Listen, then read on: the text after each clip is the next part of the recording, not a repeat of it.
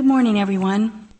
I'm calling this meeting to order at 9:01.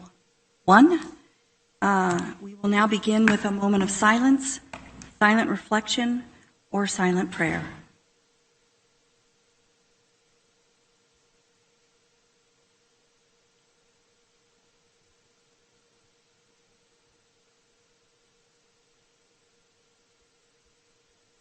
Thank you.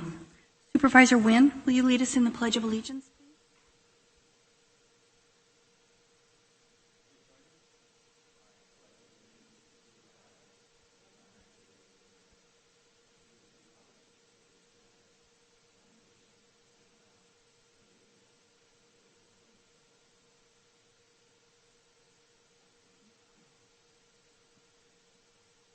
Thank you. For the record, this is the board meeting of the San Joaquin County Board of Supervisors for April 21st, 2020. Will the clerk please call the roll? Supervisor Villapudua. Present. Supervisor Patty. Here. Supervisor Wynn. Here. Supervisor Elliott. Here. And Chair Miller. Here. Thank you. We're going to begin today with a recognition presentation as proclaiming May 5th, 2020 Child Care Provider Appreciation Day in San Joaquin County, and I will ask the clerk to please read the proclamation. Whereas the National Association of Child Care Resource and Referral Agencies and other organizations nationwide are recognizing child care providers on May 9th of the 20 million children under age 5 in America, over 11 million are in some form of child care setting. And whereas, by calling attention to the importance of high-quality child care services for all children and families within San Joaquin County, these groups hope to improve the quality and availability of such services. And whereas, our future depends on the quality of the early childhood experiences provided to young children today. High-quality early child care services represent a worthy commitment to our children's future. Now, therefore, be it resolved that this San Joaquin County Board of Supervisors does hereby proclaim May 5th, 2020 as Child Care Provider Appreciation Day in San Joaquin County and urges all citizens to recognize child care providers for their important work, presented this 21st day of April 2020. Thank you. I have some comments that were submitted on behalf of Family Resource and Referral Center by their CEO, Kay Rustaller, that I've been asked to read. Good morning, Chair Miller and Supervisors. While Provider Appreciation Day is very appropriately celebrated each year on the Friday before Mother's Day to recognize child care providers, teachers, and other educators of young children, there couldn't be a more appropriate time to shine the light on their heroism than during this COVID-19 pandemic.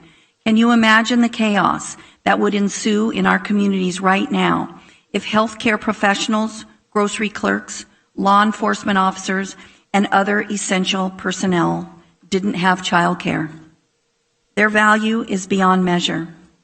While caring for our community's youngest children, they have provided education on COVID-19, modeled appropriate social distancing, and helped these developing young children process their feelings and fears about a world that changed seemingly overnight. As schools closed and essential workers found themselves scrambling to find childcare providers bravely continue to provide that care. As of last Friday, 558 licensed family child care home providers, 78 are inactive, and 144 licensed child care centers, 103 are inactive, remained open. Challenged to procure the appropriate food, cleaning, and other supplies needed for operation, these providers have struggled to remain open and operate safely. This proclamation takes on even greater significance now, since celebratory plans to honor the child care providers in person must yield appropriately to public health. On behalf of the child care providers across San Joaquin County and Family Resource and Referral Center. We thank you for this recognition. Sincerely, K.G. Roostaller, CEO, Family Resource and Referral Center. I'm going to ask if my fellow supervisors have any comments they'd like to make. Supervisor Villapudua? Sure. I'd just like to acknowledge all the daycare providers that take care of our children and do a wonderful job and providing they have a great, they're safe and they have a wonderful future. Thank you. Thank you. Supervisor? Well, actually, being married to a former child care worker, I would say it's more than just, I want to say, warehousing children, because what I've seen, for example, with my wife in going into stores and having some of her previous charges run into them and give them a hug. So it's really not just a service in regards to teaching them and caring for them, but it's also building those relationships that also spill over into their parents. Thank you. Supervisor Elliott? Thank you. Yes, we all recognize the importance of our child care providers, and certainly add my appreciation to all that they do to keep our families able to continue doing the things that they need to do during the day. So thank you. Thank you. Supervisor Petty? Thank you, Madam Chair. How important this is, obviously, the future of our community depends on the children and the youth and how they're raised and the health that they are nurtured in. And for all of our foster parents and for the efforts that are done collectively, we owe a great debt and level of support, and a little bit of recognition obviously goes a long way, but they do the hard work day in and day out and year after year, so we sure appreciate them, that's for sure. Thank you. Thank you. And I would also echo these comments that these are folks that are remaining in operation and really shoring up our essential workers throughout this county, both public workers and private workers that we need to be able to be on the job every single day, to treat people who are sick, to transport people who need medical transport, and to keep our essential businesses running. So a big thank you to them. I've also asked our own staff next week during our special COVID meeting to provide an update to the board on some specifically what the county is doing in the area of services for our children, and child care is one of those services. So we'll get a more detailed update next week. Thank you. Okay, now we're going to move on to public comment. Public comments are limited to 250 words or less, and they may be submitted by sending an email to cobrecords@sjgov.org. We ask that they do not include any personal attacks. Every effort will be made to read all the comments into the record, but some comments may not be read in their entirety due to time limitations. Comments received after an agenda item will be made part of the official record on file with the clerk of the board if they're received prior to the end of this meeting. So for members of the public watching or listening to this, please know that if you want to submit comments now, you can. So I'm going to ask the clerk of the board to please read the public comments we've received for this meeting today. Thank you, Madam Chair. First comment is from Tony Troncali. He's a PGA teaching professional, and he submitted a brief comment and also suggestions for phasing golf course openings, which he would like to submit for your consideration for outdoor activities in the county, and those recommendations will be made part of the official record. Jennifer Miller writes, Dr. Park, after listening to the April 14th BOS meeting, it sounds as if you are willing to consider the reopening of courses. Please, I implore you to do so sooner than later. I also ask you to sign off on Supervisor Patty's safety guidelines. Golf clubs and courses in our area will not exist if we don't reopen soon. Not only for the economic effect on our county, the mental and physical health as well. Hundreds of golfers are descending upon courses in Sac County. This money could be being spent where it should be in San Joaquin County. I realize your job is large and health is in the forefront of your mind. Golf is healthy and can be done safely. Thank you. Gayla Bava writes, San Joaquin County Supervisors, I would like to thank you for your service and concern for the health and welfare of all San Joaquin residents during this very difficult time in our fight against the coronavirus. We are golfing members of Stockton Golf and Country Club and have been very proud of the guidelines that our club arbitrarily put into place at the beginning of this pandemic before we were told to do so. Our members were social distancing, only one rider in each cart, pins adjusted, rakes removed, water faucets turned off, no guests allowed, and many other ways to avoid contact. Walking on the golf courses is a form of wonderful exercise and mentally therapeutic during this stressful time, especially when one is used to their golf routine. Golfers are not any closer on the course than two people who walk 6 feet apart. Shutting our golf course is not an answer because many of our players have gone to Sacramento County to play at crowded courses without our controlled restrictions. It has worsened the contact. Because of the reasons I have listed, I would hope that you would decide to open golf courses, especially private entities, which can easily control its members. Tony Murdoch writes, at the next BOS meeting this coming Tuesday, I am hoping that you will address the reopening of golf courses and along with Dr. Park come to a decision to do so. She has been given all the restrictions and new safety guidelines we will be using. As you know, courses in nearby counties have been open and others are reopening.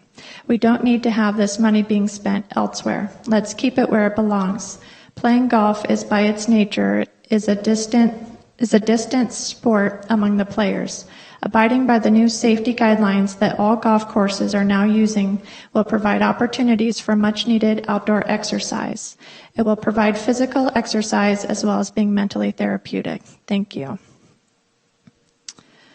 Ryan Pinkham writes, as a voter in District 3, I have never witnessed elected officials genuinely working against the best interest of the community and the overall health and safety of the county population until now. Politics and economic greed are now supplanting the decisions that need to be made by experts in the medical community.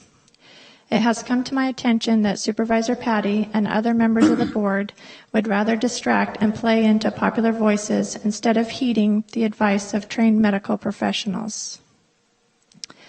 Dr. Park has continued to put the health and welfare of the community ahead of a minority of voices in our county who would rather play golf. The COVID-19 epidemic is a hardship on all members of the county, and it continues to be Dr. Park's concern to keep this community safe through measures that may be economically and personally limiting to some. I have high confidence in Dr. Park as she is the medical expert that is trained to evaluate and make decisions that can and are slowing the progression of this deadly virus. As a golfer myself who enjoys local courses, the bigger picture must be addressed.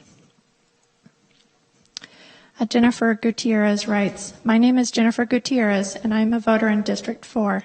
I completely support the permanent appointment of Dr. Maggie Park as the San Joaquin County Health Officer.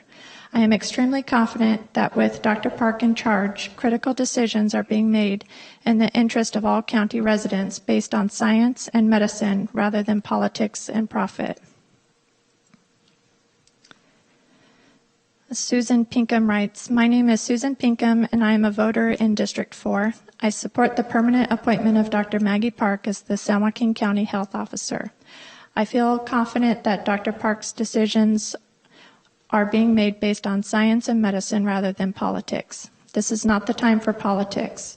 We must rely on our medical professionals to guide us through this pandemic. It is better for all our future to come out of this healthy.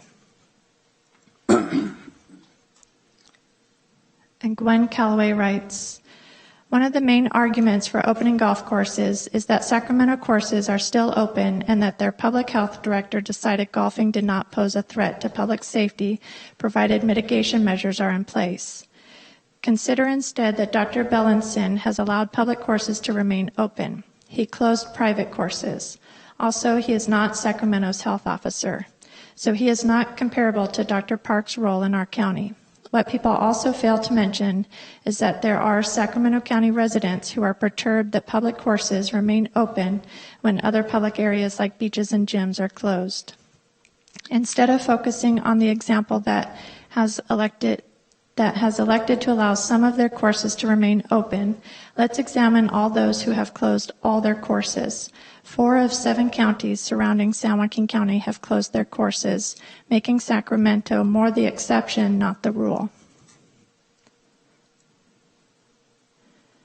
Paul Lovetti writes, I was wondering when the county golf courses with proper protocols in place will be allowed to open.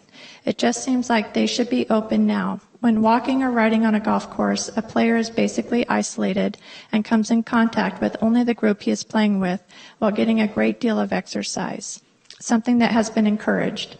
When going to the grocery store, one encounters and is in close contact many more people. I know the courses in Sacramento are open. Please consider opening the golf courses. Many of the county residents would really appreciate it. Thanks for your consideration. Kyle Road writes, I am concerned about the closure of the golf courses in San Joaquin County. I have no idea why they would be closed. Sacramento and Galt, along with Placer County, are all open. One walks in or walks to the outside window, pays, then walks off for 18 holes. Flags on greens are upside down, rakes for sand traps have been removed, ball washers are non-functional, and driving ranges are closed. No need to touch balls or clubs other than your own. Protocols are in place for Sacramento, and walking 18 holes seems safer than walking into a shopping center or Costco. Please consider opening up the courses immediately, as I see homeless camps under zero protocols, homeless setting up in parks and using the benches and surrounding areas with zero consideration. It seems pitiful to close a golf course. And think of the people working at the golf courses who now are jobless and have applied for unemployment. Seems a logical choice to not only have closed the courses in the first place, but to immediately allow them to open again. And Jesse Thibotot writes, hello, my name is Jesse Thibotot, pharmacist for Kaiser Permanente and voter in District 3. I fully support Dr. Maggie Park for San Joaquin County Public Health Officer. Maggie has the experience, leadership, and clinical knowledge to guide us the rest of the way through our current crisis. She has consistently made good decisions for our county based on the best available science and medical evidence. I have total confidence that she is the right person for this position and for our county. Thank you for your time. Dory Wilson writes, please protect Dr. Park's position. She's the voice of reason in this crazy time. Wendy Maxwell writes, Dr. Park is doing an excellent job as Director of Public Health for San Joaquin County. Please help assure San Joaquin County continues to make wise decisions during this pandemic. Confirm Dr. Park as Permanent Director of San Joaquin County Public Health. This is one of the most vital things we can do to help county residents get through this pandemic safely. Leslie Robinson writes, my name is Leslie Robinson, and I am a voter in District 6. I support the permanent appointment of Dr. Maggie Park as the San Joaquin County Health Officer. I feel confident that with Dr. Park, decisions for this county are being made based on science and medicine rather than politics. And Kyle DeRossi writes, my name is Kyle DeRossi, and I am a voter in District 2. I support the permanent appointment of Dr. Maggie Park as the San Joaquin County Health Officer. I feel confident that with Dr. Park's decisions are being made based on science and medicine rather than politics. She is keeping my family and friends healthy and alive in this uncertain time. I work in a local school district, and my support has, it's SUPT, has also spoken very highly of how smart and non-political she is. He has said she will not put our students at risk. I am confident in her leadership. And an unsigned email writes, as a Stockton resident, I am so grateful that during this global crisis, I have been able to count on national and helpful responses from state and local governments. Not enough, but something. Of course, your jobs require continuing attention to other ongoing issues as well. Please keep the focus where it needs to be to serve the many. Residents long for stability. This is not a time to inject confusion and unnecessary change into the public health system. We look to for that reassurance. I urge you to make Dr. Park's position permanent, a much-needed gift to your constituents at this time. Steve Wells writes, I am truly hoping you will consider opening the golf courses. I am a lifelong resident of San Joaquin County and a senior. Other than a walk, golf is my only exercise. I believe with proper protocols in place, golfing will be safe for those involved. Safe distancing is not a problem on a golf course. Thank you for your time. Ty Pafford writes, to whom it may concern, my name is Ty Pafford and I am a voter in District 2. I support the permanent appointment of Dr. Maggie Park as the San Joaquin County Health Officer. It is crucial to our personal health and our eventual economic health to make decisions around our COVID-19 response and reopening based on science and not politics. I would like to play golf and sit at the coffee shop or bar just as much as the next guy. But because that's what I want to do, it doesn't mean it's the right thing to do. We need people like Maggie Park to help ensure we have a well-organized plan and all the capacity we need in order to lift restrictions as soon as possible. Opening our economy, facilities, and venues without any evidence of a plan or adequate resources has no basis in logic or fact. Maggie Park is the scientifically informed and unbiased leader we need now and in the future to guide us through this crisis and beyond. Mary Ann Pafford writes, my name is Mary Ann Pafford and I am a voter in District 2. I support the permanent appointment of Dr. Maggie Park as the San Joaquin County Health Officer. I feel confident that with Dr. Park, decisions are being made based on science and medicine rather than politics. Everett writes, Dear Supervisors, this letter is asking you to please consider opening golf courses in the county that meet established guidelines. With rules such as single rider carts, fees paid online, or non-contact pressing payment of fees, raised cups to eliminate touching of the flags, closing of the restaurant and bar areas, etc., I feel this creates a very logical and safe way to play. While playing, golfers will not come in contact and will easily maintain separation. Carts will be wiped down after play to maintain sterilization, or if you prefer, allow only walking on the course. Please consider reopening golf courses in this county. Another unsigned email writes, I support Dr. Park and her expertise on when reopening everything is safe, not before. Leslie Robinson writes, my name is Leslie Robinson and I am a voter in District 6, which she corrects to state that she is a voter in District 1. I support the permanent appointment of Dr. Maggie Park as the San Joaquin County Health Officer. I feel confident that with Dr. Park, decisions for this county are being made based on science and medicine rather than politics. Mr. Ordaz writes, I support Dr. Park and the shelter-in-place order. Stay home, save lives. I support our healthcare workers by staying home. An unsigned email writes, dismiss the bully who threatens a doctor. Obviously, golf courses are non-essential and won't be reopened prematurely. Obviously, a bully on the board is detrimental to a community regardless of a pandemic. Ignore nonsense and remove selfish individuals from service, please. Kimberly Wormsley writes, hello, Kimberly Wormsley, LCSW, residing in BOS 1, resident of Venice Circle. I am writing today in respect to the continued concerns related to the well-being and emotional stability of our youth in the community. The governor has announced during briefing the need to coordinate services to our community amid COVID-19. What is the status of coordinated efforts between the governor's office and this board to ensure monies for services and needs are being earmarked to communities most affected by COVID-19?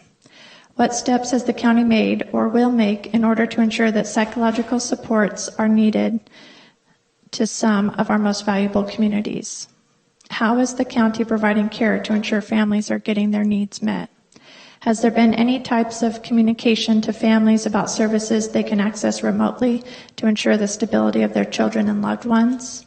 Are the county-led pharmacies able to mail out or deliver medications to families to whom cannot access services? What steps will the board implement in order to ensure that our communities are able to access continuum of care and safety during this pandemic? Catalina Tamayas writes, my name is Catalina Tamayas and I am a voter in District 2. I support the permanent appointment of Dr. Maggie Park as a San Joaquin County Public Health Officer. I feel confident that with Dr. Park, decisions are being made based on science and medicine rather than politics.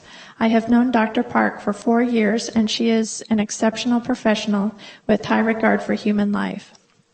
Since the beginning of this pandemic, she was the voice of reason and she never created hysteria. Thank you.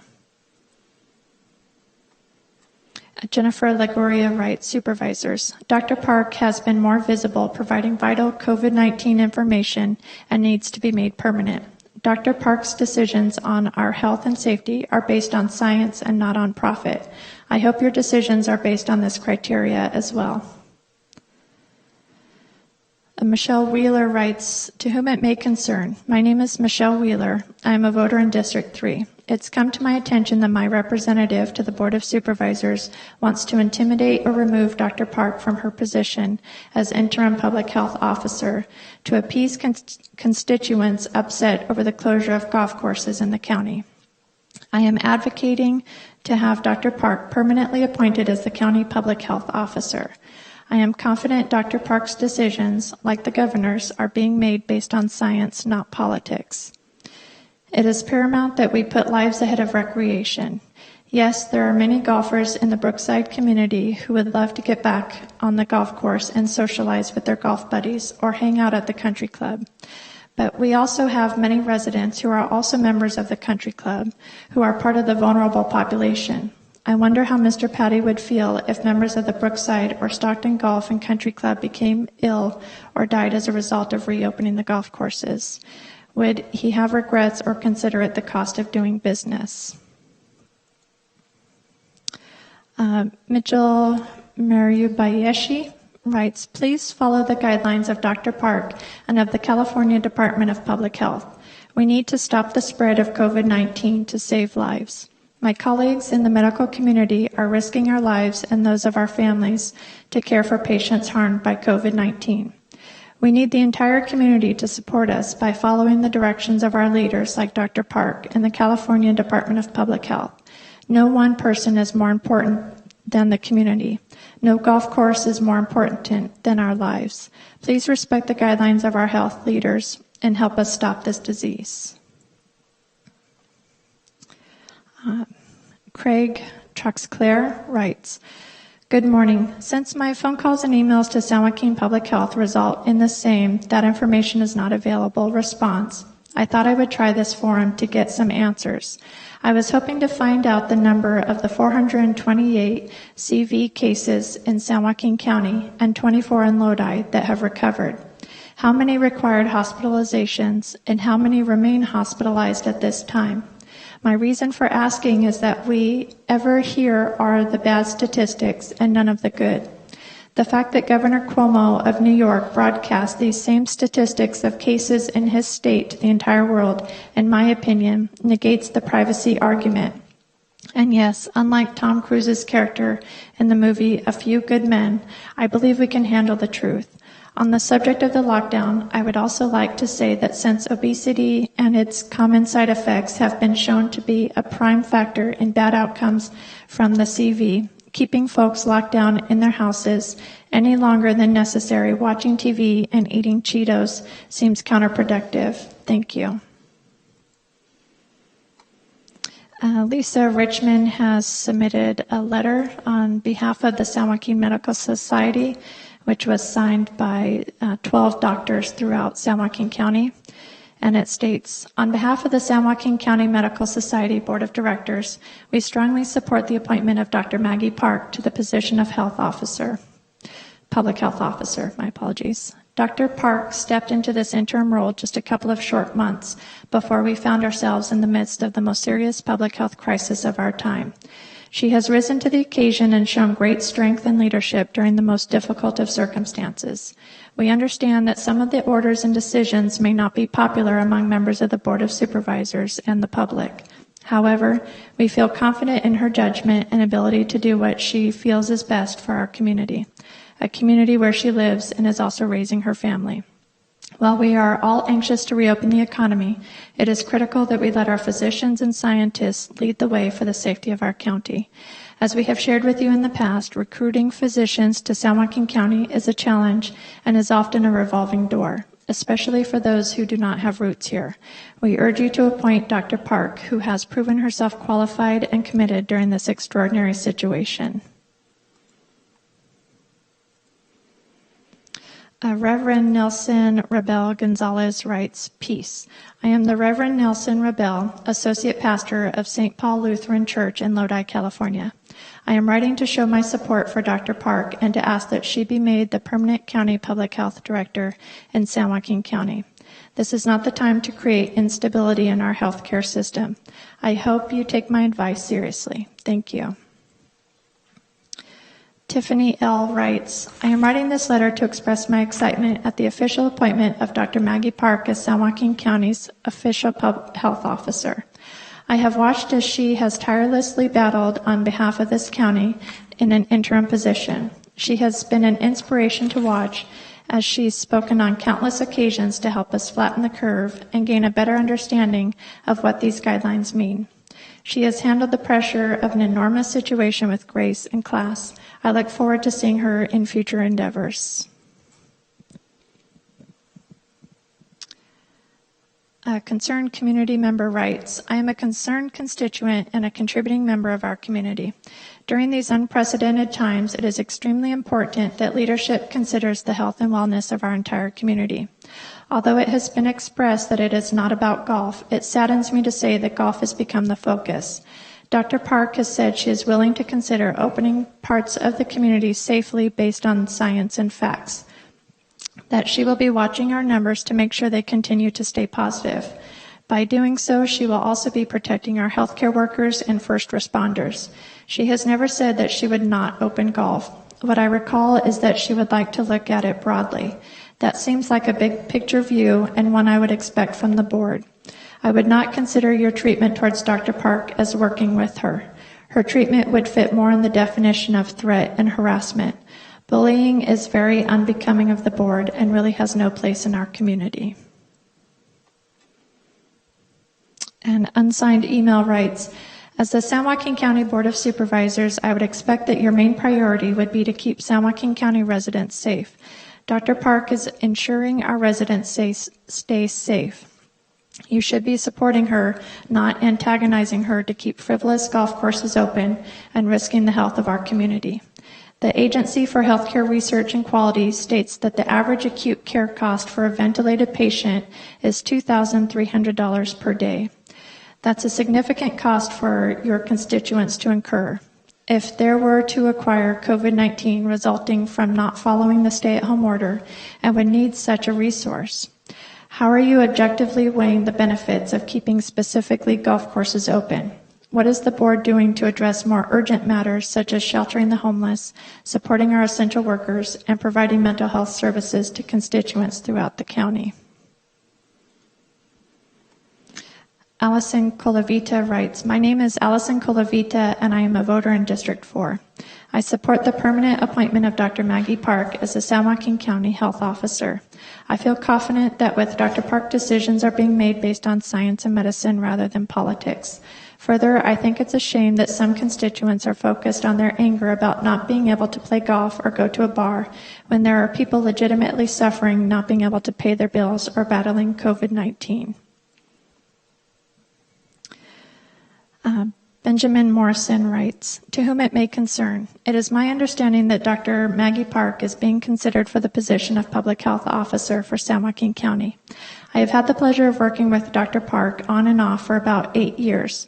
Not only is she an intelligent, thoughtful, and conscientious physician, She is also dedicated to our community and understands what it means to serve. San Joaquin County is lucky to have her during this unprecedented time. She is the type of leader that we need. In such a highly visible and important position, I am comforted knowing that we have a physician leader who is well respected by the medical community and attempts to do what is best for the community. It is without hesitation that I give my highest level of support to Dr. Park's appointment. Thank you. And Brickman writes, Dear Board of Supervisors, I am writing you in support of installing Ms. Parks as the permanent health officer. I hope you realize what a gem you have in her. Her unwavering commitment to protecting the public in the face of unjust and constant criticism from some groups that think they are above the rest of us is to be commended. Her courage for this alone would be enough to warrant her appointment, not to mention her other qualifications. I hope you understand this and vote accordingly. Thank you for your time. And Mariah Looney writes, Dr. Park's position must be protected. The threat made by Supervisor Patty regarding Dr. Park's review because of her unwillingness to open special interest businesses like golf courses is unacceptable to the community. We have up to 20% of this region likely to experience unemployment by May. Playing a few rounds of golf is not high on the priorities of the unemployed. Farmers need help with PPE for their workers to protect the food chain. We have not yet flattened the curve to reopen businesses.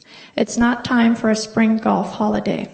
Supervisor Patty and others who are golf-focused need to get their priorities straight about first protecting public health, second, what the economy really needs, and third, to remember the majority of essential workers are women. For those supervisors who only understand economics and not the value of humanity, according to the federal government, each life is worth $7 to $9 million. Opening businesses too soon to appease special interests will have a horrible economic impact on the economy. Fabiola Ramos writes, we want our San Joaquin County Public Health Director to continue on the wise path of using sound science provided by the California Governor's Office for the well-being of San Joaquin County residents.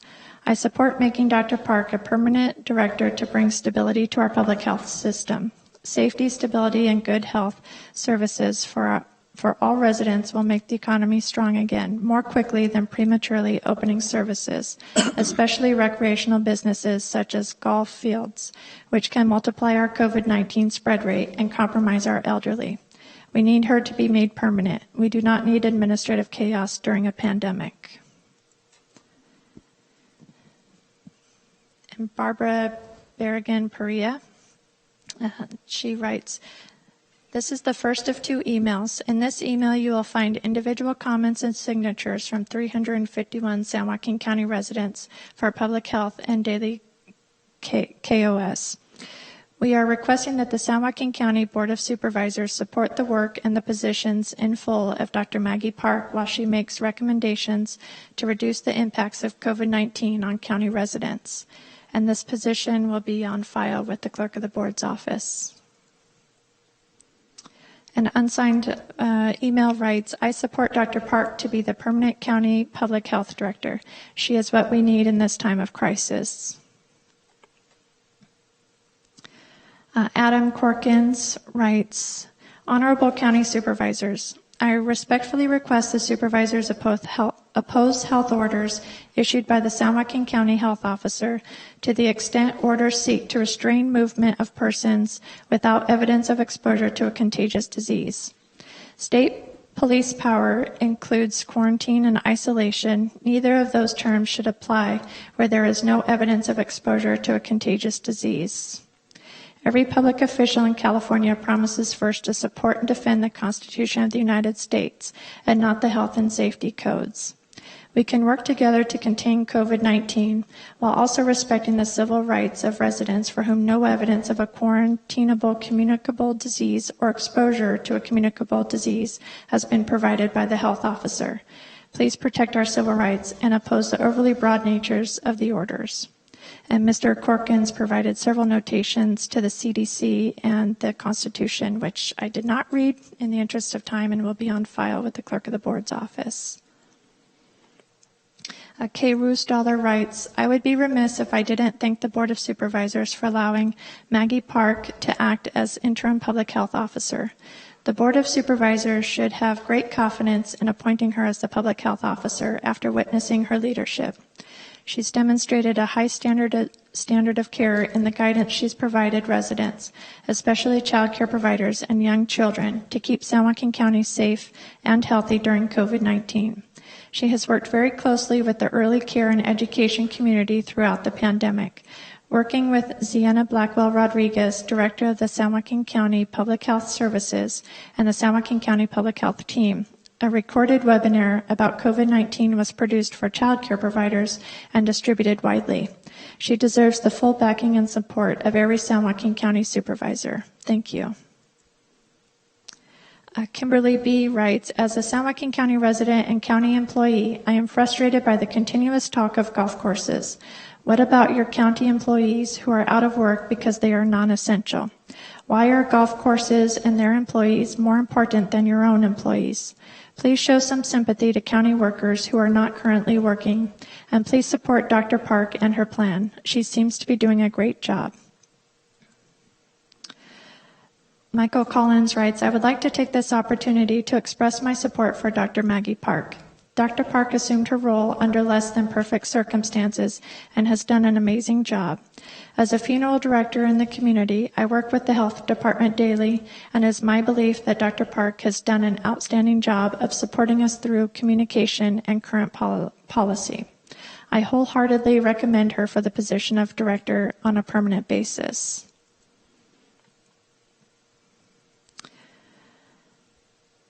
And Nicholas Hatton writes, listening to the hot steam that has been coming out of these meetings lately, one would think that San Joaquin County was a bougie, wealthy, rich county and not one that is rich with ethnic, cultural, and yes, economic diversity. Thank you, Supervisor Miller, for at least trying to acknowledge this reality. Supervisor Villapudua, come on, brother. You are better than this. Your district is the heart of this county, and it is brown, it is black, and it is poor. Start acting like it. I say all this because on Saturday, during this daily COVID news conference, Governor Newsom called out counties that were working around the clock to place homeless residents in available hotels. San Joaquin County was not acknowledged. We have heard that the county administrator is stalling because the county does not want the liability of converting hotels back to general use post-pandemic. There is, however, legislation being created to solve that challenge at the state level. The county has a duty during the pandemic to take steps to protect all people, including the homeless. Henry Rodriguez III writes, I would like to commend the efforts by the San Joaquin County Public Health Department on all the work they are doing in keeping the spread of the novel coronavirus to a minimum. With the exception of the last 24 hours, the mortality rate had remained at 17 deaths and around 400 positive confirmed tests for the virus in a county that has a population of over 750,000 people. By following the CDC guidance on distancing and keeping non-essential services shut down, Dr. Blackwell-Rodriguez and Dr. Park have kept our county safe at a time of crisis, and I am a grateful veteran. Mark Price writes, my name is Mark Price, and I am the senior pastor of St. Paul Lutheran Church in Lodi. We are one of approximately 20 Lutheran congregation in the county, and St. Paul's happens to be the second largest of them.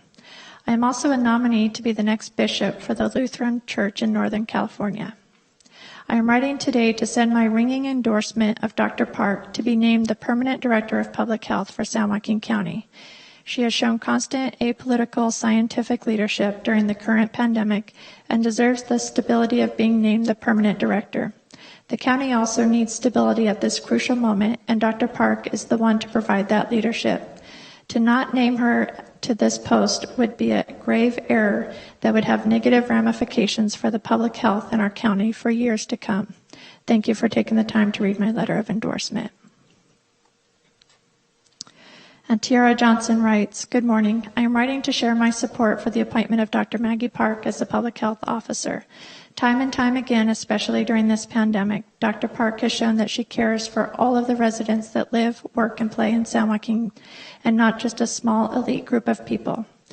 The newly updated stay-at-home order protects many workers in non-essential businesses by allowing them to work to continue minimum basic operations, which has a main reasoning for wanting golf courses to remain open. This shows that Dr. Park works to find a balance that is sensitive to both public safety and business viability. People are dying, people all over the county are out of work, and people are scared, so at the end of the day, being temporarily unable to golf is a very small issue. And unsigned email writes, Dr. Maggie Park has been at the forefront of policy planning in response to the coronavirus pandemic since it began stalking our community. She has communicated ceaselessly with the public and with our city and county. Please support Dr. Park and the San Joaquin County Public Health Department. Shame on any supervisor who would put a game ahead of the health and safety of our families.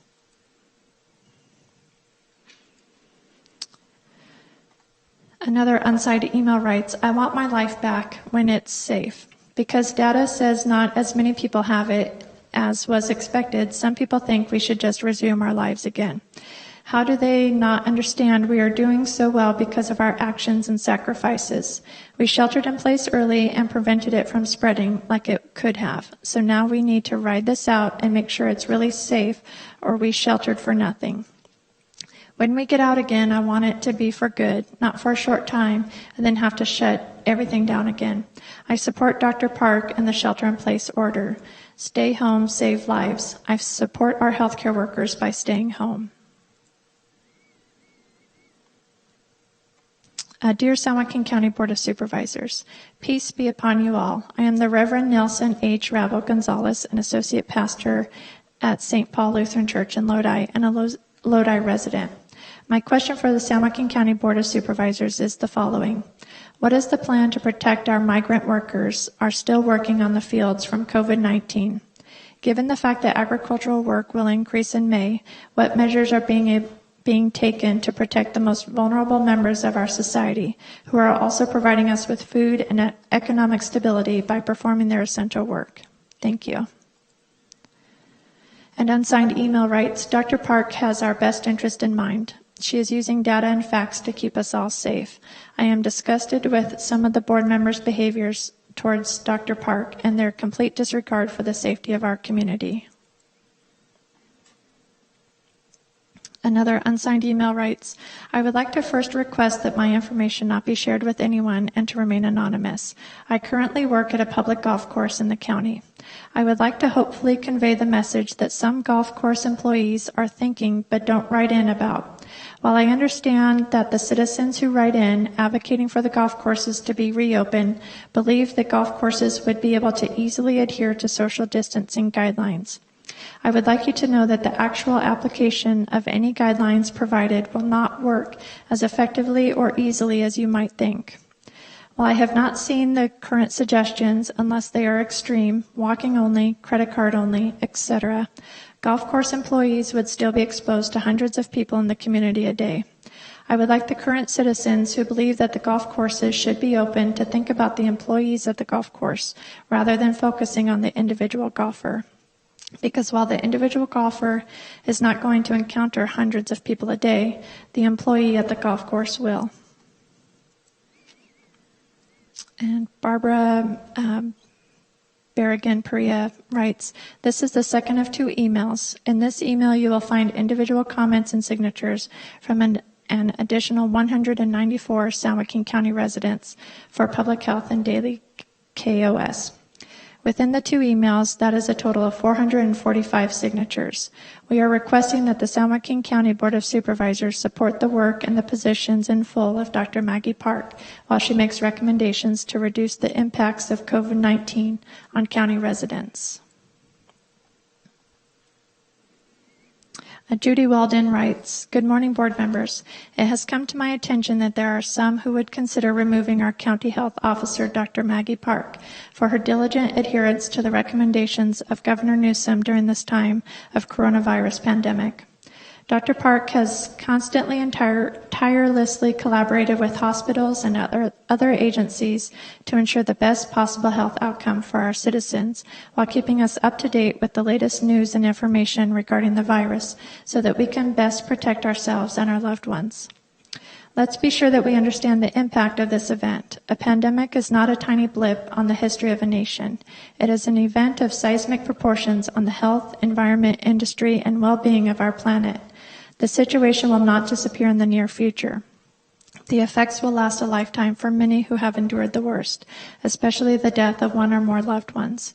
It does not matter what we learn about the virus in the coming days. We are living through the most difficult times right now. And Amanda Ayers writes, I want to first thank you for taking all of your community into your concerns and focusing on the health and well-being of us all. However, in real life, I cannot make that statement with 100% honesty. It has come to light that certain board members are out for their own pleasures and are calculating their own vindictive ways to achieve the goal. It's unfortunate that not all of the board members back Dr. Park. The doctor who was chosen interim, I understand, but still chosen by you. The doctor who went to medical school for 8+ years and the one who has PhD behind her name. Can any of you say you have that experience or knowledge? Yeah, I figured you wouldn't be able to. Tom Petty, you are correct when you made a statement to the union in the fact that we did not support you or vote for you. I can guarantee you did not earn my vote this past election. However, you still won and remained in your seat. You are my area supervisor, and I respect that and trusted in the fact that you were out for the greater good, that you would have the community's true interest at heart. Boy, was I wrong. Instead, all I have heard is golf course this and golf course that. You have attacked the doctor who has medical knowledge and scientific studies backing her choices. You have made a mockery of your position, and I truly hope that you are ashamed of yourself, but we all know you aren't. Bill Patrone, Regional Director of SEIU Local 1021, writes, SEIU Local 1021, on behalf of its represented members, would like to thank the board for doing the right thing in regards to ensuring that the proper steps have been taken to slow the spread of coronavirus. These are unprecedented times, and doing the right thing is not always the most popular decision, but the health and safety of all citizens in the community must be the first and foremost priority.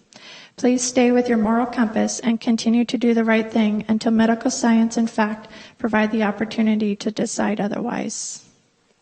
And Madam Chair Miller, that concludes the comments. Thank you.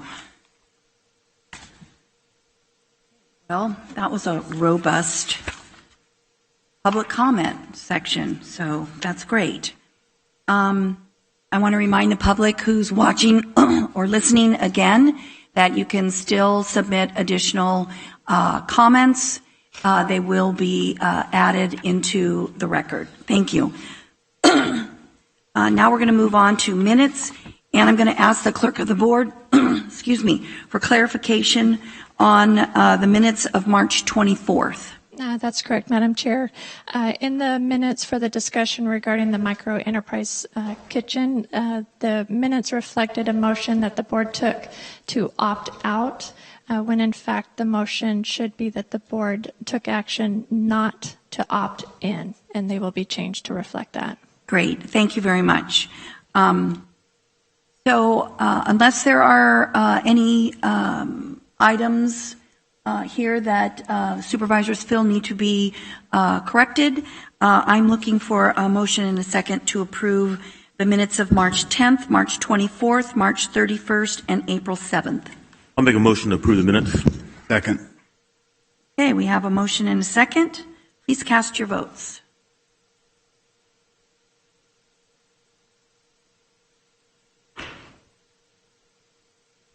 And that motion passes 5-0 with the outlined correction that will be, or clarification that will be made to the March 24th minutes. Next, we have appointments to boards and commissions. Supervisor Patty, do you have some appointments for us today? We've got many. They've been backed up. Madam Chair, I'd like to request either now or perhaps at consent to address some of the public comments and some bits of information that are out there that are alleged and alleged quotes from me that just didn't exist as it relates to Dr. Park. It seemed to have prompted a lot of the comments that came in from the public. So would you grant me some time now or at the onset of consent? Or we might even perhaps pull consent item number 12. Yes. You'll have an opportunity to do that at some point during the meeting. Not now. Let's go ahead and do our appointments. Sure. So starting off, we have appointment to the Agricultural Advisory Board, 1/5 Supervisorial District Representative, position number 1105.1, Joseph P. Pachetti, incumbent. Appointment to the Advisory Water Commission, 1 Environmental Fish and Wildlife Organization Representative, position number 1010, Mary Elizabeth. Appointment of 2 positions to the Aviation Advisory Committee. Position number 1402.6, Marla Livingood, incumbent. Position number 1402.8, Mary Macias. Appointment of 2 positions to the Behavioral Health Board, Consumer Representative, position number 6702.3, Patricia A. Barrett, incumbent. General Interest Representative, position number 6704.5, Sabrina Flores Eng. Appointment to the Council for Quality Education and Care for Children, 1 Community Representative, position number 2502.2, Julie D. Diego. Appointment of 2 positions to the Equal Employment Opportunity Advisory Committee, at-large representative, position number 2701.2, Najeda M. Steger.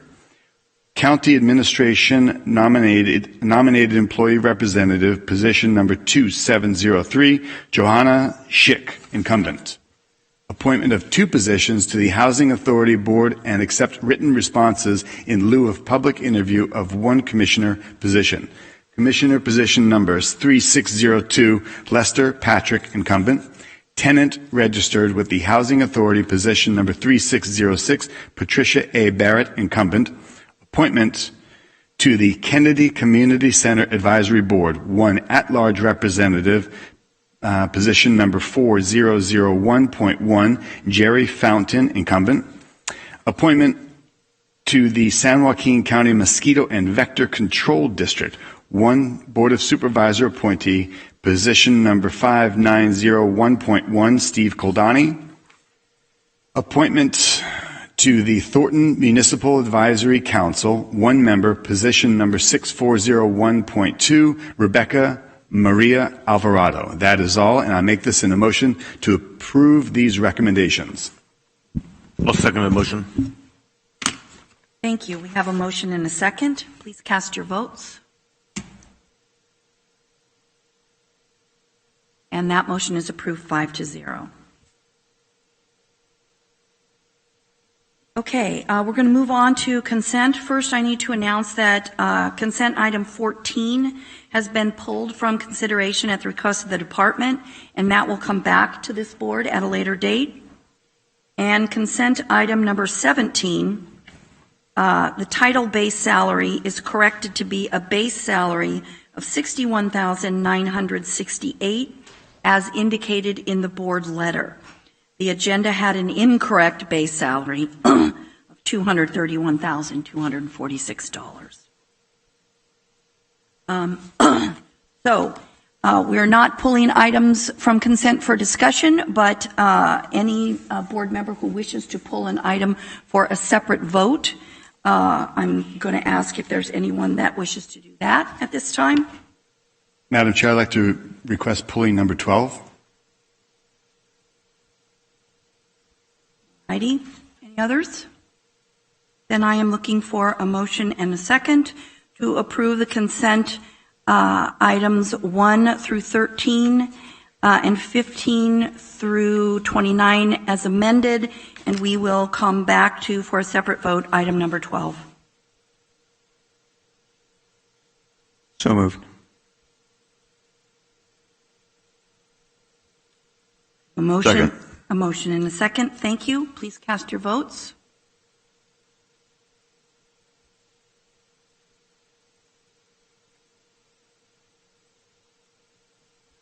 That is approved 4-1, one abstention.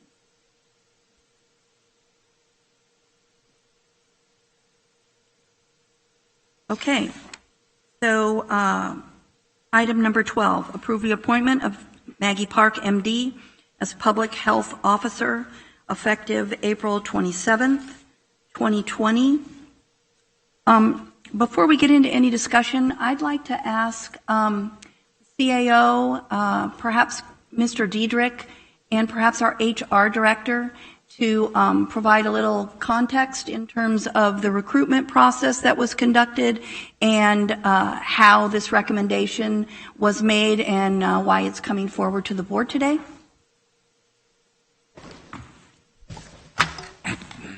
Good morning.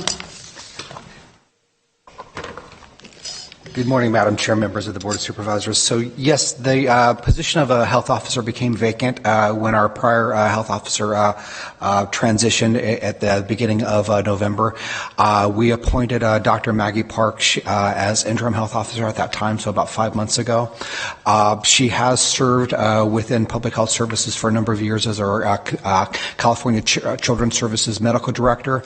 She's a long-term resident and pediatrician here in the county, working with community medical centers in our hospital, also a member of the First Five Commission.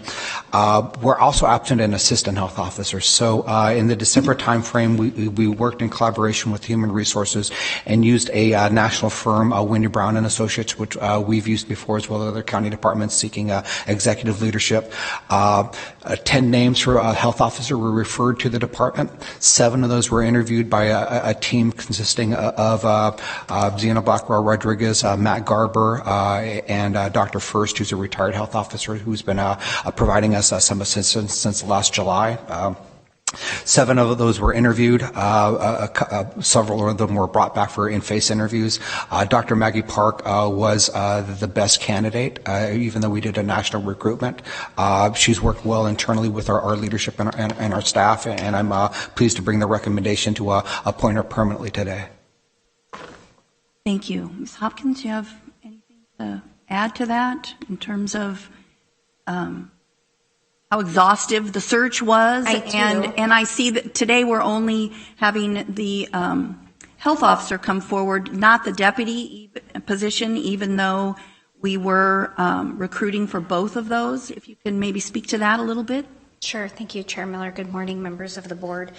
Mr. Dietrich accurately reflected the overall recruitment process, and as you know, finding a director of public health or public health officer is a hard to recruit position up and down the state, if not nationally. The association that we used to do the recruitment did extensive outreach nationwide. They did almost 100 targeted LinkedIn messages to individuals that had the qualifications that might be able to suit our needs as a public health officer. They talked to 10 past applicants from previous recruitments here in San Joaquin County. They mailed out over 500 targeted brochures to individuals who might meet the qualifications. And they also did 12 direct telephone calls to other specific public health officers and assistant public health officers here in the state of California. They used 13 different advertising sources, whether that was social media, online media, or hard copy advertising sources as well. And I would add, there's been quite a bit of turnover. Just looking last year in calendar 2019, I estimate probably at least a third of the county health officer positions turned over within that year. I know I've seen the same looking up and down the state. I assisted Stanislaus with their recruitment or hired, and it's a very difficult position to fill. Thank you. Okay. Supervisor Patty, you have some comments? Yes, thank you, Madam Chair. Quick question as it goes through, and I know the difficulty of recruiting somebody. The annual salary of $335,908, that's based on what profile? Did we do a regional comparison, or is that a larger number we needed to increase to attract somebody to that position? Could you tell me where we've qualified the $335,908? That is salaries and benefits, and I know the Human Resources brought to this board within the last 2 months an equity adjustment for the health officer and assistant health officer, and I believe those were increased by 4% based upon a market survey.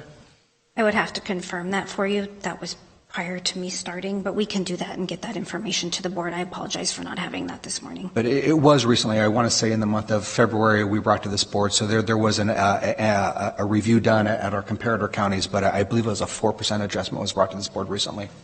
So this position is, this salary, this base salary plus benefits is comparable to what other counties are doing?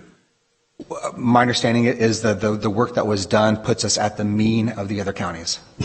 I would concur that that's accurate, just based on my overall understanding. Yeah, I do remember coming to the board, we were looking because we were having a hard time filling that position. And so once we raised it up that extra little bit, we were able to finally get a candidate to confirm. I think it helped with the recruitment. I would say there are some adjacent counties that actually are paying a little bit more than ours, but we also did a health officer, probably an assistant health officer recruitment. We ended up doing final interviews a couple weeks ago with 2 top candidates, and I think we're going to re-advertise that. So, I mean, there is not a lot of highly skilled candidates with lots of experience and masters of public health, but we did an extensive search, and I know as far as the other positions within the county that are physician positions, this is, I think, on the lower end of the wage scale for most of the physicians within the county. If you look at some of the positions at the hospital that are doing primary care, it's on par with family medicine physicians. And could you share what was the qualifications we are looking for in the position? They have to have a medical degree and a clear California license. Those are the 2 requirements. Beyond that, there's a amount of requisite experience within the public health area, a desirable being a master's of public health, and such. With a lot of the people, a lot of the applicants we have are physicians that are out of residency for just a year or 2. That's the vast majority of the applicants we've gotten. So I've noticed in the countrywide, epidemiology seems to be one of the qualifications that a lot of the people that are in these positions seem to have. Is that something that we didn't really necessarily feel we needed? We have a strong epidemiology team. We actually have a lead epidemiologist and 4 other ones. So to a large degree, we're kind of epi-rich in public health, which is a great benefit. But having not just the master's degree, the medical degree, and having an interest in population or public health, getting the broad backgrounds within the services we provide and those programs, having a master's in public health would be very beneficial for our operations. Having an epidemiology background and really looking at some of the numbers behind the medical sciences and where we are best utilizing or targeting our limited resources. The epidemiology is a very important facet of our team. Okay. And so as it relates to a team, we already have the support personnel for whoever has that director position. The support personnel in epidemiology, as it would be, is there for her. For him. Epidemiology, I believe we're strong. In public health, we have 3 allocated physician positions with the health officer, the assistant health officer, and the CCS medical director. As I mentioned, Dr. Park was the CCS medical director. Those other 2 positions are unfilled. So at this time, we have Dr. Park being the interim health officer.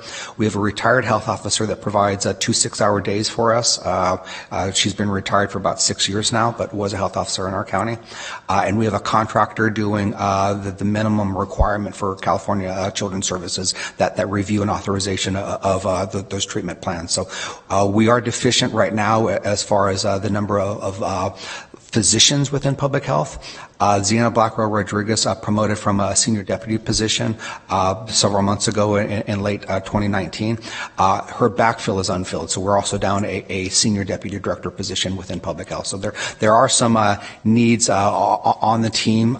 We had a meeting this morning where we talked about doing more contact tracing, and that's really a labor resource. And the more labor we have to apply, the more contact tracing, the more deeper contact tracing we can do with COVID positive 19 patients. So I think within public health, our limiting factors right now are the ability to do wide contact tracing, some technology there. Obviously, if I get into COVID, we really need to be able to do more testing and at scale. I think we have a strong leadership team. I'm pleased with where Zienna's gone with some performance management and using data and moving us into what she would refer to as public health 3.0, where we're not directly providing services, but we're enabling services and healthcare changes at a population level. And we're really looking at things at a population level and how we can change the milieu or the built environment within our county or our region to over time raise population health statistics.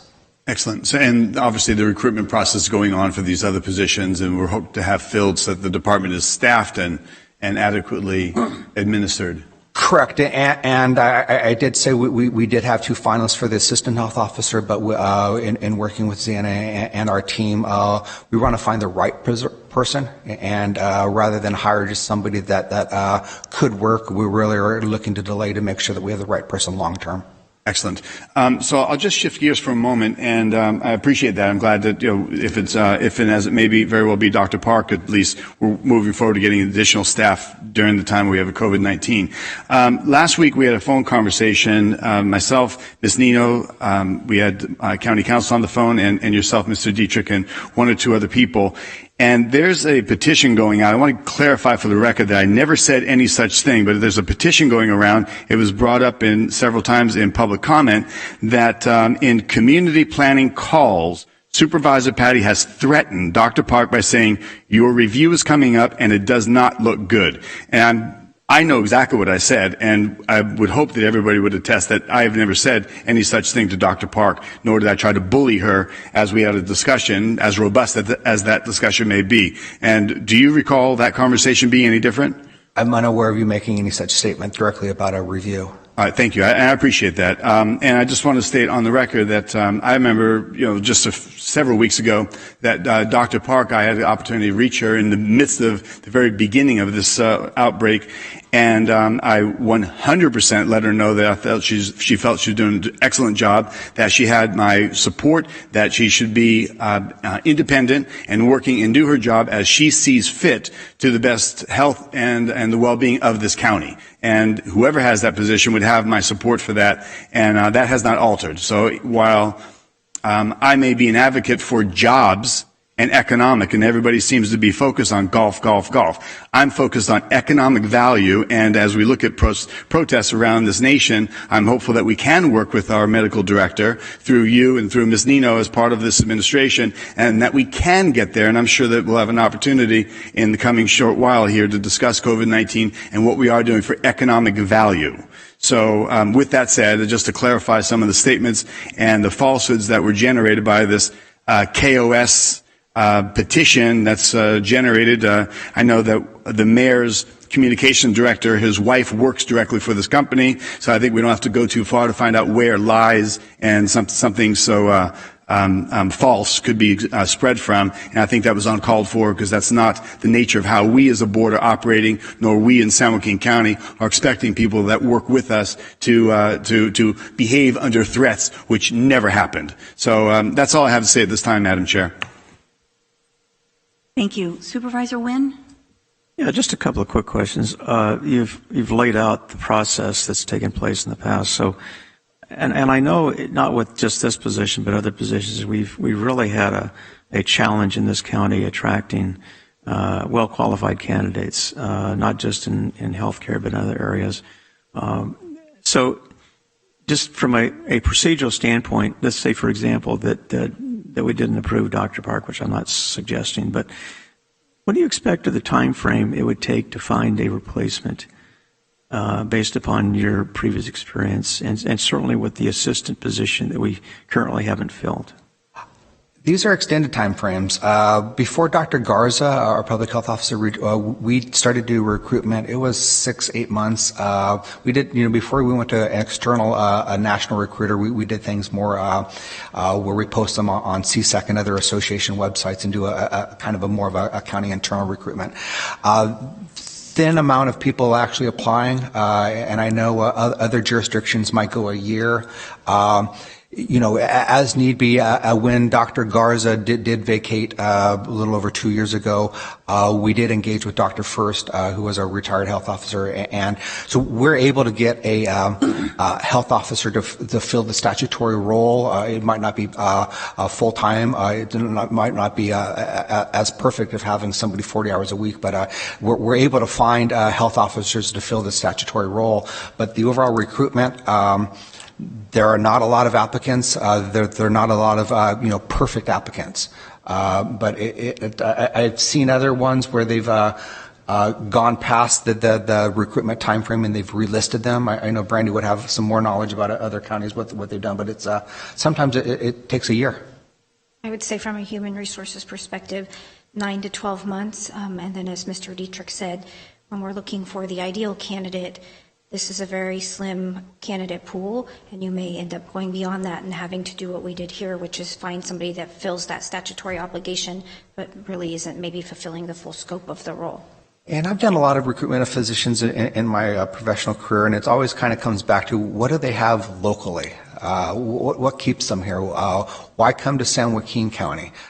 There might be a lot of individuals who want to come here and get the years of experience and then move on to another job. I always try to find somebody, what's their attachment? So Dr. Park has been within public health and been in the community in the medical setting for 20 or more years. She has 2 young children that work here. Her husband's also a county employee. I think she has some staying power in our local community and has some vested interest in being here. And that's something also that you generally don't see from these recruitments, or people might be moving from out of state or across the state, but is this a permanent move or just a rung up on the ladder for them? Well, I know when I was on the hospital executive committee in dealing with Mr. Culbertson in regards to his attraction of physicians, I just am amazed at how challenged we are in this county to attract health professionals. So I know it's not an easy task. I did look online the other day in regards just to kind of see how many health officer positions, but I did want to note is for example, there are large counties that are recruiting, San Diego being one of them, for example.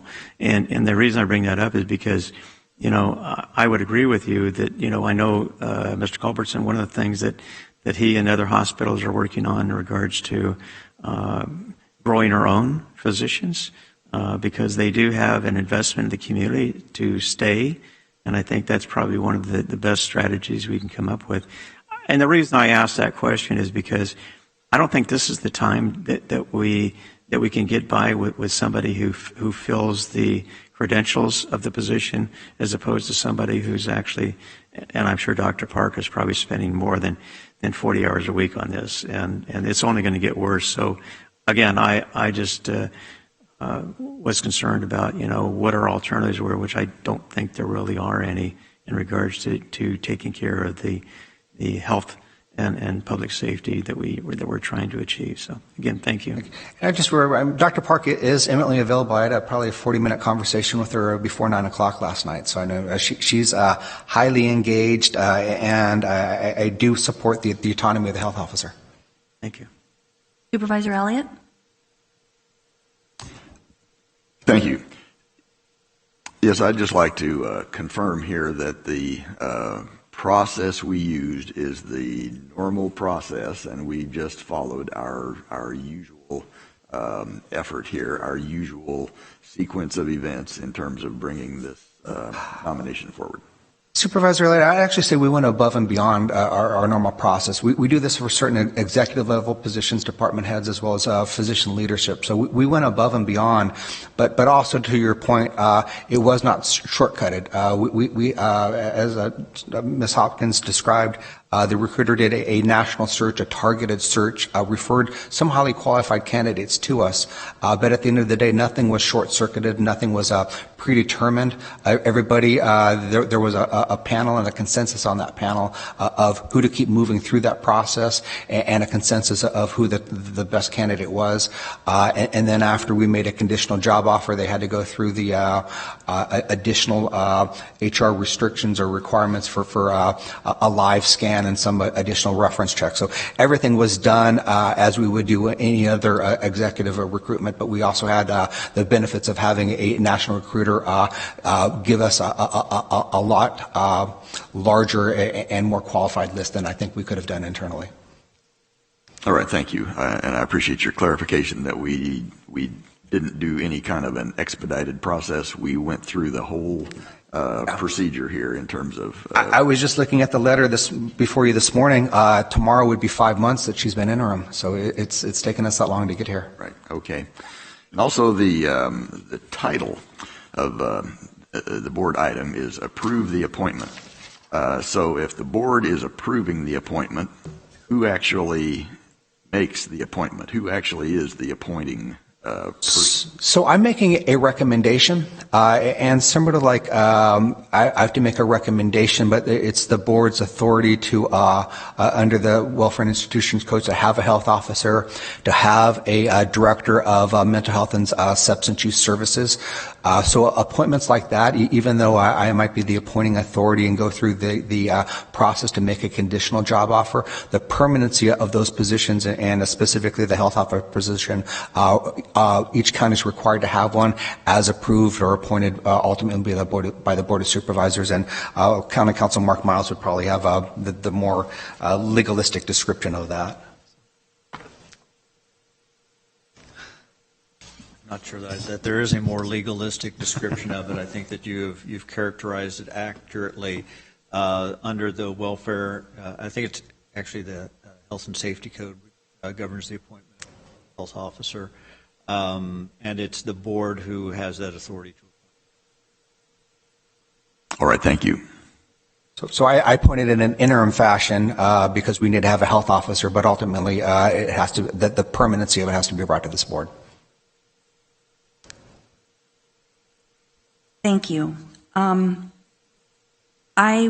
will just comment that over the past several months, I also sit in daily on the briefings and have heard the comments. Dr. Park is on those calls 7 days a week, and that's in addition to the MAC calls and all the other briefings that we do countywide. Dr. Park is on every one of those calls. And the comment that I've get back so frequently from the participants in those, from city managers to elected officials who maybe just sit in on one or two, to first responders, to different agencies throughout San Joaquin County, is that they're very appreciative of Dr. Park's calm, in her thoroughness, in explaining why things are happening the way they're happening, and it's given them a lot of tools to take back into their own communities to help explain what's going on and why we're doing what we're doing. And so, from my standpoint, far from it being an appointment simply because there wasn't anybody else, I have worked with Dr. Park for the last 5 years through the Children's Alliance and her role there, representing both community medical centers and the county. And she's so well respected throughout the county in all these different capacities. So from my standpoint, I'm very pleased to see that through this long and exhaustive process, Dr. Park rose to the top. And I think that it's really demonstrated by the fact that if it was a close call, you would be bringing one of the other applicants as the deputy. And since you're not, I have to assume that Dr. Park was by far the most qualified and the best fit for San Joaquin County. You're going to go back out and continue this exhaustive search to try and come up with a deputy. So thank you. We have a couple more questions or comments. Supervisor Villapudua? Yes, thank you, Chair. I just want to say that I've worked with Dr. Park first 5 in the last few months during this pandemic, and I think she's done an excellent job. And she's returned my calls and answered all my questions. And speaking with the sheriff, he has told me she's been really worked really well with law enforcement, and I think she'd be an excellent job as our health director. So really happy that you put the confidence and voted for her. Thank you. Thank you. Supervisor Patty? Thank you, Madam Chair. And let me make a last statement that I'm sure that when Dr. Park was applying for an interview for this job, there was no anticipation of something of this nature to be dealt with. And there's, as I've noted several times, there's an incredible burden on her shoulders. And I know that she's dedicated, working hard, and as pointed out, she's 8 days a week available and involved. So having said that, with all the vast recommendation, and in spite of the lies and falsehoods spread about me, I would make the motion to approve Dr. Park as our public health officer effective April 27th, 2020. Thank you. We have one more comment from Supervisor Wynn.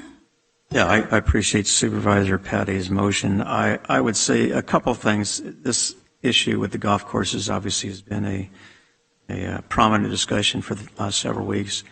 But I would, and I know we've all had conversation with Dr. Park and Mr. Dietrich, et cetera, but I would say, that I've appreciated her openness and willingness to consider the options.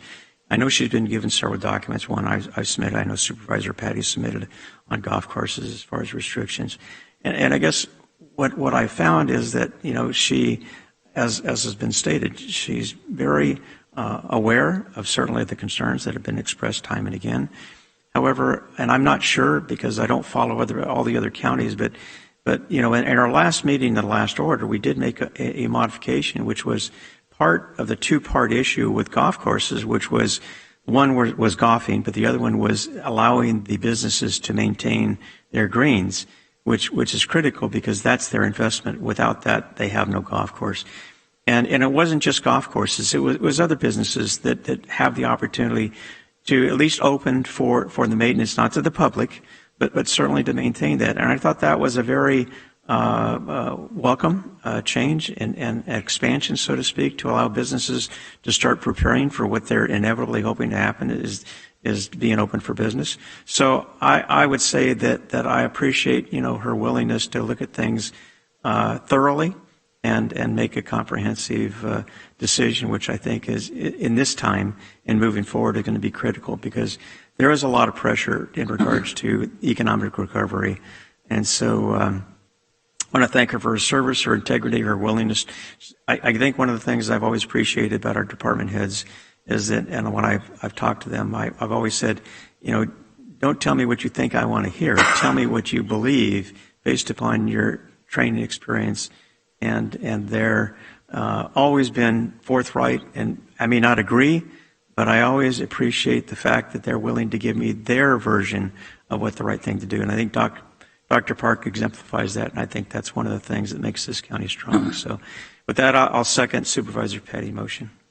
Okay, we have a motion and a second. Please cast your votes.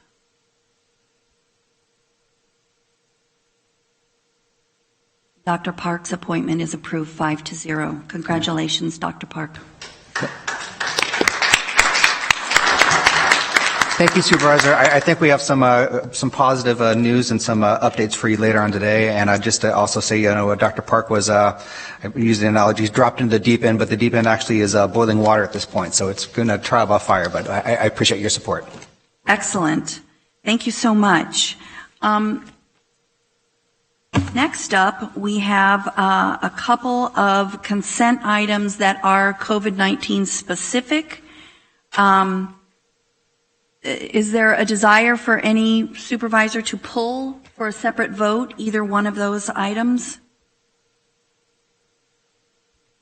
Seeing none, I would take a motion and a second to approve consent items 1 through 2. I'll make a motion to approve items 1 through 2. Second. I have a motion and a second. Please cast your votes.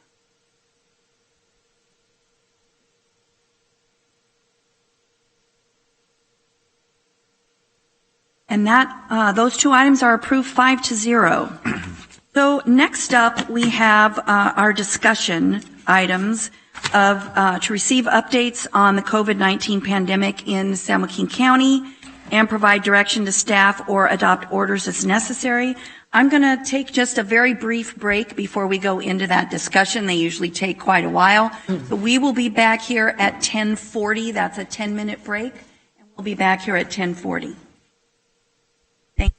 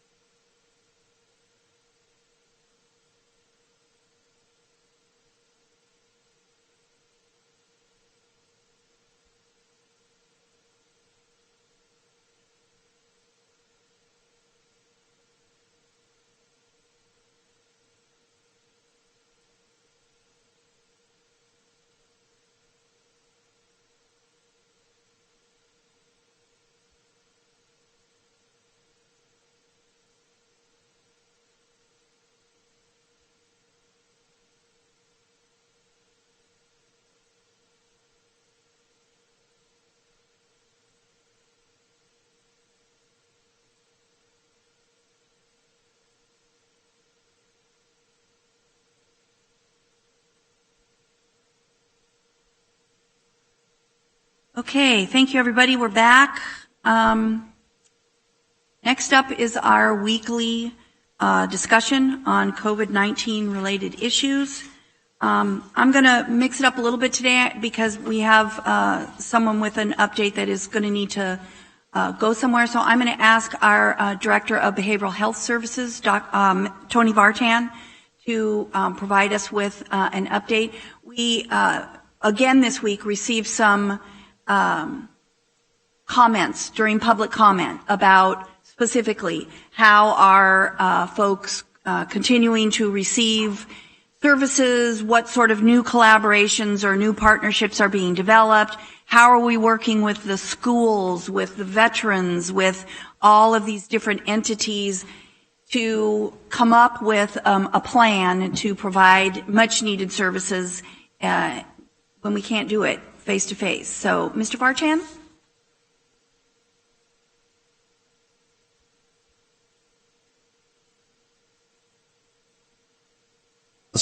Appreciate the opportunity to be able to come here before you to provide an update regarding behavioral health services in our county. And also, I would like to appreciate our behavioral health staff working so hard as essential employees in different areas in our field, which I'll describe to you during these crises. From early on during the crisis, we worked closely with Department of Healthcare Services together with other behavioral health directors to try to obtain some waivers in order to be able to add additional tools for our staff to be able to provide and continue to provide services during the crisis. Among those were requesting flexibility to be able to provide some services via telephonic and telehealth instead of face-to-face, as well as being able to do 5150 evaluations remotely via telehealth. These items really helped us add some added measures and expedite some of the services that we were providing in our community, particularly with the 5150 remote evaluations allowed us to ensure that the patients, behavioral health patients, get clear out of the county emergency room, hospital emergency rooms in a more expedited manner. And since we've been doing that very successfully.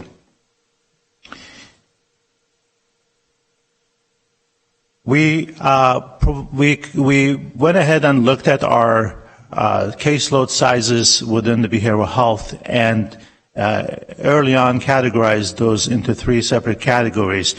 First group was individuals who had comorbid conditions with medical frail. Second category was psychiatric frail populations, and then the third category would be those who were on more stable levels or meds-only clients. And this allowed our teams to be able to focus our services in different layers with different frequencies. And the capability to be able to do some work remotely via telehealth and telephone, we were able to then designate some of our team to work remotely and some on-site. This allowed for better social distancing on our locations and all clinics, but also provided us with the ability to keep all of our clinic doors open and continue our operations both remotely and on-site safely. With appreciation to our emergency operations staff as well as our leader, Mr. Diedrich, our county was actually among a few fortunate counties who actually received PPE for behavioral health services, where, as I was talking to other county directors, they were having challenges receiving or being considered as a population that should receive PPEs. So we've been fortunate here, and our supplies have been coming in through the request through Mr. Birch, and I want to thank him as well for the great opportunity that he's provided protecting our staff here. As a result, as I mentioned, all clinic doors are open. because we deal with some of the clients that potentially may not have telephone or internet access. This allows us to continue to have walk-ins. Also, individuals who may need injections come to our clinics. New clients come to our clinics for services. In addition, we have individuals who may be brought in by other family members who may have not known about our access ways, and they walk in, and we have procedures at all locations to ensure that we screen both clients and staff who are entering our buildings to make sure that they're not presenting with any kind of symptoms, and if so, we have procedures to ensure safety and intervene. Our homeless teams that are working with homeless population, as well as our forensics teams, have been out there in the field working with other county providers and other agencies, collaborating regularly on a daily basis, providing services at all homeless shelters on spot to ensure that we're doing assessments and evaluations immediately, as well as going out to homeless encampments together with other county and other community agencies to educate, provide support, and provide other resources to our homeless population.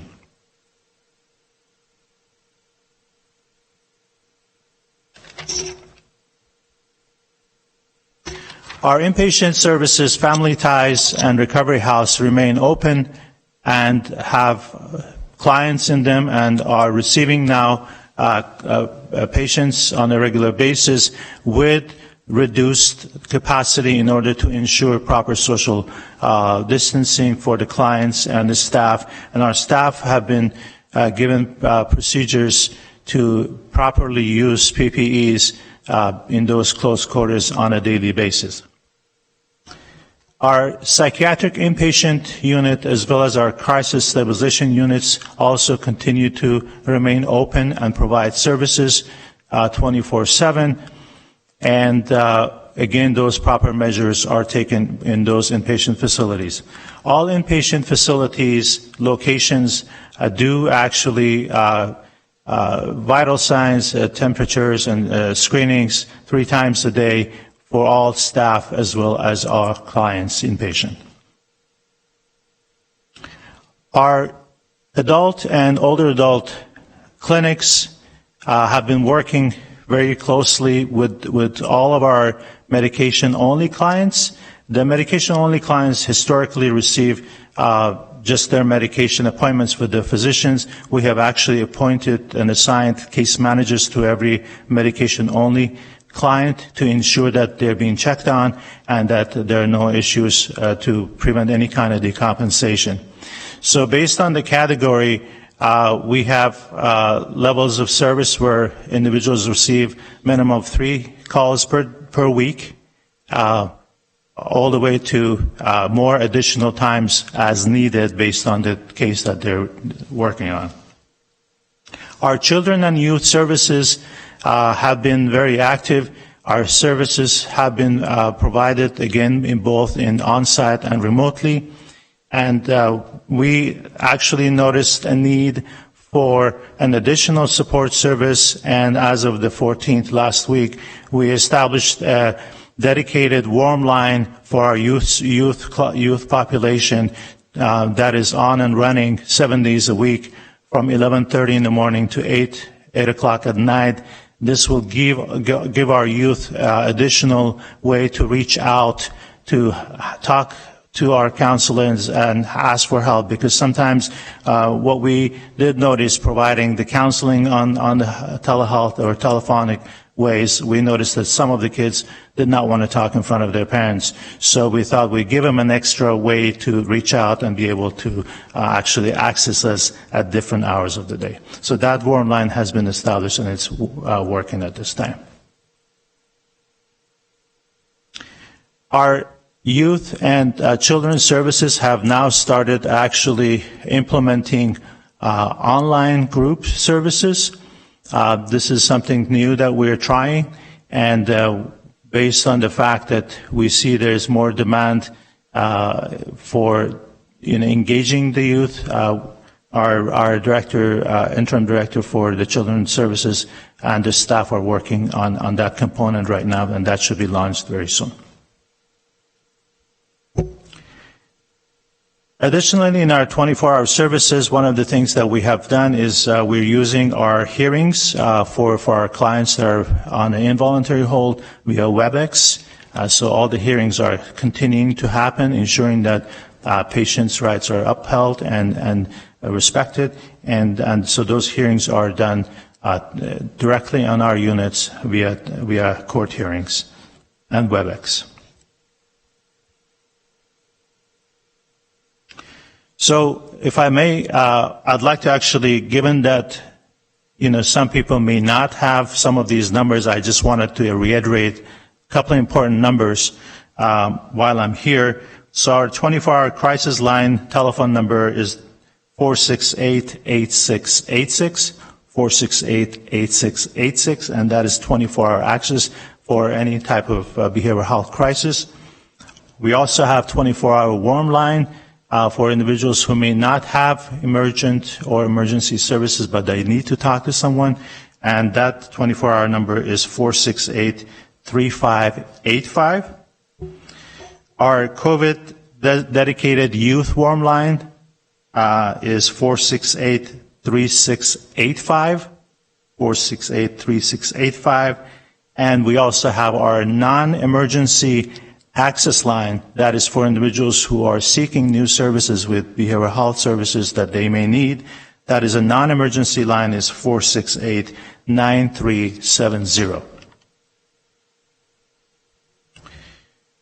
Some of the concerns that we do see and we do foresee from a behavioral health perspective are the fact that California has been hit with the devastating, life-changing crisis, and as a result of that, people are experiencing some life-threatening changes and illnesses, or death of a loved one, or job losses, and other effect of prolonged physical distancing. With that, what we foresee is increase in anxiety, depression, and substance use, as well as going forward looking at increase some suicidality rates. So collectively in California, what we have been talking about is the surge that is going to come after the COVID surge, which is the surge for behavioral health services. And the other fact is that, with the changes, the economical changes, we will see that a lot of people are now going to be more qualified for medical services. Therefore, individuals will be shifting from other private sector into behavioral health services, county behavioral health services under Medi-Cal, seeking those services. So that is also going to contribute to the surge that we're expecting over the coming months. During the crisis, counties have also had to respond to some policies that have come from state that were really put increased demand on behavioral health without state investment. With that, I'd like to mention the 3,500 California inmates being released from California Department of Corrections. Some of those we will see that have had or will need behavioral health and substance abuse services. And our teams have been, preparing and working on those types of release expectations. Also, the individuals being released from county jails due to Judicial Council's zero bail policy, we have already started seeing those cases coming in. So we've had to shift additional resources with our forensics and homeless teams to be able to provide immediate services to these. Some of these cases are also directly being delivered into our crisis area, and so these teams have to then immediately respond to those populations. The other concern that we see is as a result of this public health emergency, many of our providers are experiencing service disruptions that are impacting their cash flows. These are some providers that potentially were, operating at marginal levels. And now due to decrease in billings or because of either we've had their patients have been ill or their patients are isolating, or the fact that some of these providers have had ill providers themselves, ill staff, they see their billings actually going down, and so that is going to really affect some of our community providers. And although we're working and looking at some ways to be able to provide support, which we will be bringing some ideas and proposals in 2 weeks to the board, but we still don't see that's going to really be an effort that's going to be very successful because of those marginal items that I mentioned. In addition to that, actually, behavioral health services in every county is also depending on the billings and the services in the same manner, which what we foresee is that we foresee a reduction in some of the revenues that will be coming in as a result of the realignment and the matches to the federal matches to the Medi-Cal, as well as our MHSA dollars. Of course, with the MHSA dollars, what we have already seen in the last quarter in California, the revenues, MHSA revenues, have dropped about approximately $400 million in California, which that would be an impact to the counties in 2 years, because the MHSA comes back forward in 2 years. So looking ahead, we are going to face collectively, the California County Behavioral Health Services are going to experience a dip in the MHSA funding in about 2 years. So I think I'm going to stop there. Just kind of wanted to give you a highlight of what we're doing, what's happening, and what we're expecting coming up. If there are any questions, I'll be happy to answer this. Any other questions? Supervisor Wynn? Real quick, there's been a lot of talk in regards to the loss of jobs and the stay at home and domestic violence and drug addiction and alcoholism and a whole bunch of other things. So based upon your staff and their contacts, are you seeing an increase in any of those areas based upon the loss of jobs and certainly people spending more time together? We have not seen a great increase, but we have heard of domestic violence cases being up with the law enforcement. In situations like that, generally individuals either will have to, want to seek services, or we need an opportunity to be able to actually get in to intervene. And in most abusive cases, when you have individuals who are in shelter in place, that becomes a little challenging. But definitely our staff are very hyper-vigilant with their interactions that are providing with either in person or telephonic, and looking for signs and symptoms of that. In addition, one of the reasons we're doing the telehealth groups that are being designed right now, those groups are going to be not only for children, but also for the care providers. We believe that that's going to give individuals some venue to be able to actually seek some assistance as well. Well, that's good to hear. You were talking about telehealth. I had the occasion to have an annual visit with my doctor, and it was interesting because we did it by phone. And I don't know what kind of system they had, but I thought it was kind of effective in the fact that my picture's up in the upper right part of my phone, and then I have a full picture of the doctor. And I thought it was a pretty good use of time. Otherwise, I just drive down there, And so my point is, do you find that the technology is advancing to a point where your staff can be more efficient in their time by not having, the manual or face-to-face meetings and doing a bunch of calls in a line as opposed to, having those individual sessions. So absolutely, yes. We do see that. As a matter of fact, we always track our timeliness of services from the time that individual seeks service to the time of first appointment with the clinician for the assessment, as well as the first appointment to the psychiatrist. And we have actually seen our timeliness improve during this time, as well as when we're looking at our first appointments. I mean, I can give an appointment in 2 days for our first appointments in our children's services, which previously we were looking at several weeks.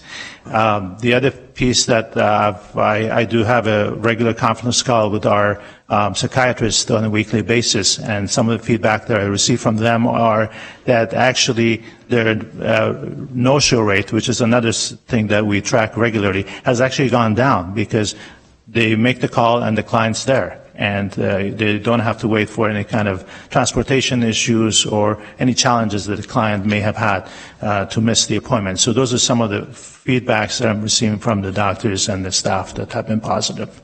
Good. And I would assume that because it's a telephone call, that the timeliness, as opposed to somebody coming physically in who may be late and a bunch of other things, which obviously delay the process. So yes. I would be interested to see, as we continue on and after this is over, to see, because they do talk about the new normal. I hate that word, yes.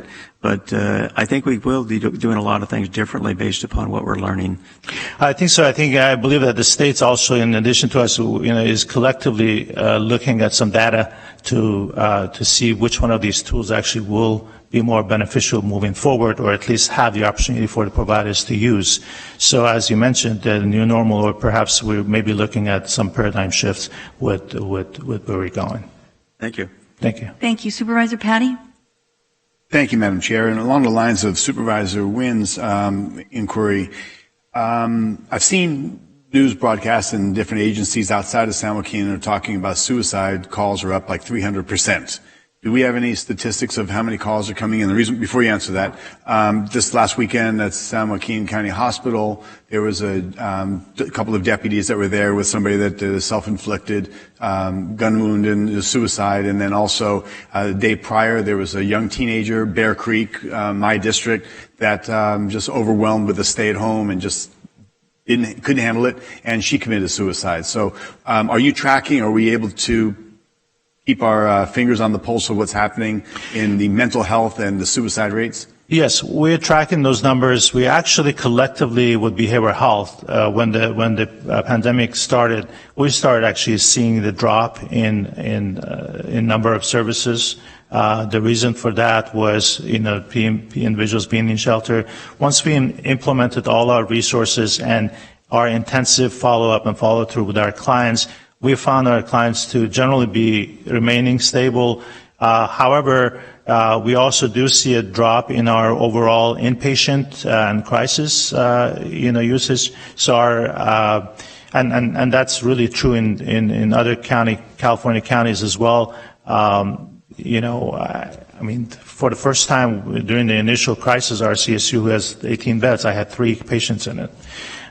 So we've seen that decline initially, but as I mentioned, we project that we will be hit with a surge later. This may be just the calm before the storm. But right now, we have a decline in our crisis and inpatient need as apparent by about 8 to 9 clients on average less in our inpatient facilities. And how about suicide calls? I need to take a look at that, and see where the data are pointing right now. But generally, I was just mentioning overall, we've seen a decline for now. I have not heard of any major spikes at this time. And what about suicide? If the suicide calls are not up, how about suicide rates? Are we paying attention to that? We do have actually means to keep track of some of those rates based on other public data. We are actually, pre-COVID, we pulled together some of our community, other community agencies trying to actually put together a collective suicide prevention and education committee within behavioral health because I noticed that we had smaller agencies trying to do some advocacy and education, and so pull together those resources to bring back all of their data and ours, as well as working together under one roof and one committee under BHS to try to do that. So we will have some more information collectively, but right now what we can depend on is what we get from other agencies, as well as what our data may be based on our individual patients that may have had a successful suicide. So that's we have, which is again not global and partial. So I would not want to make a statement that would be definite to one way or any other. So if somebody were to be somewhere in the county and self-inflicted injury of some capacity and they go to a hospital or they're pronounced dead somewhere, are you alerted to it, or do we not keep track of those instances? So if someone attempts a suicide, then we are alerted because that individual would be placed on a 5150, so we would be contacted to do an evaluation of the individuals, as long as that individual has a Medi-Cal coverage or no insurance or indigent. If the individual has any other type of coverage, then other agencies are pulled in to do the assessment. And so that's where kind of the data doesn't, stay consistent. And what we're trying to pull together collectively within the county, I think will give us better data set. But right now, yes, we are called in only on the ones that are Medi-Cal or indigent.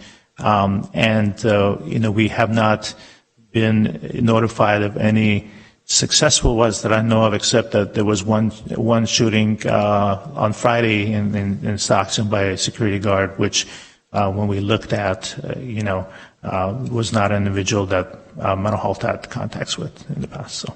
Okay, so then am I to gather, you mentioned you might be trying to pull together, so will you be in contact with our medical examiner's office and the area hospitals and try to amass this information of where successful, Yeah. So the larger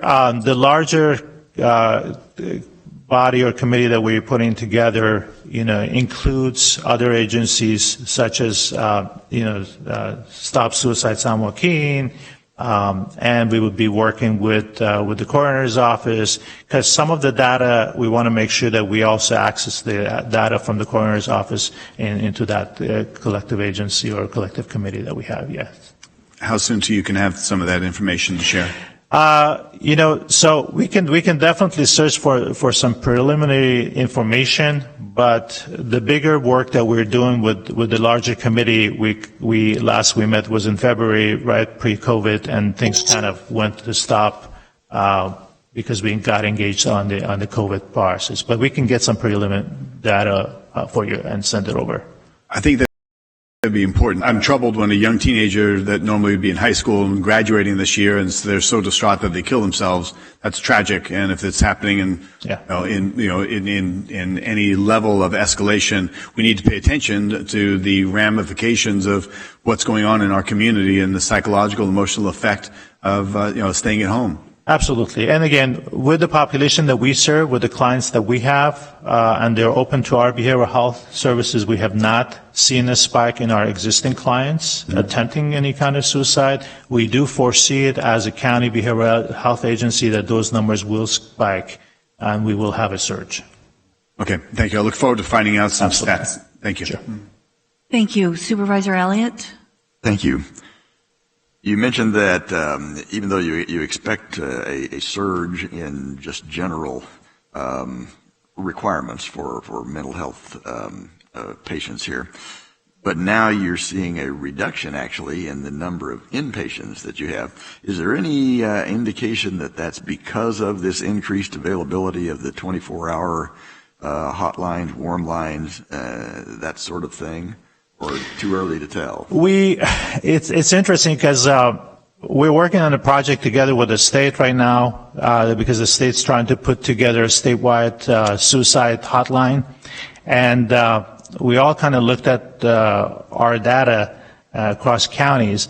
Collectively, as of last month, most of the counties did not see a spike in their crisis calls, and so, which was an interesting notion because, are we contributing that to the intensive services that we're providing? Are we getting in front of these cases a lot sooner? Potentially. And that's probably another set of data that we need to try to, look into. But it's an interesting thing that we see across counties. Most counties were reporting not a spike. Now, what's going to happen is that the state's going to most likely designate the San Francisco crisis line as the main line for the state, and then we all will be feeding our suicide lines and worm lines into that so that they can actually filter calls from that main line into each county. And then the counties will be responsible to take care of their own individuals. That's just a little highlight on that project. But to, again, answer to your question, we haven't seen that spike yet. Thank you.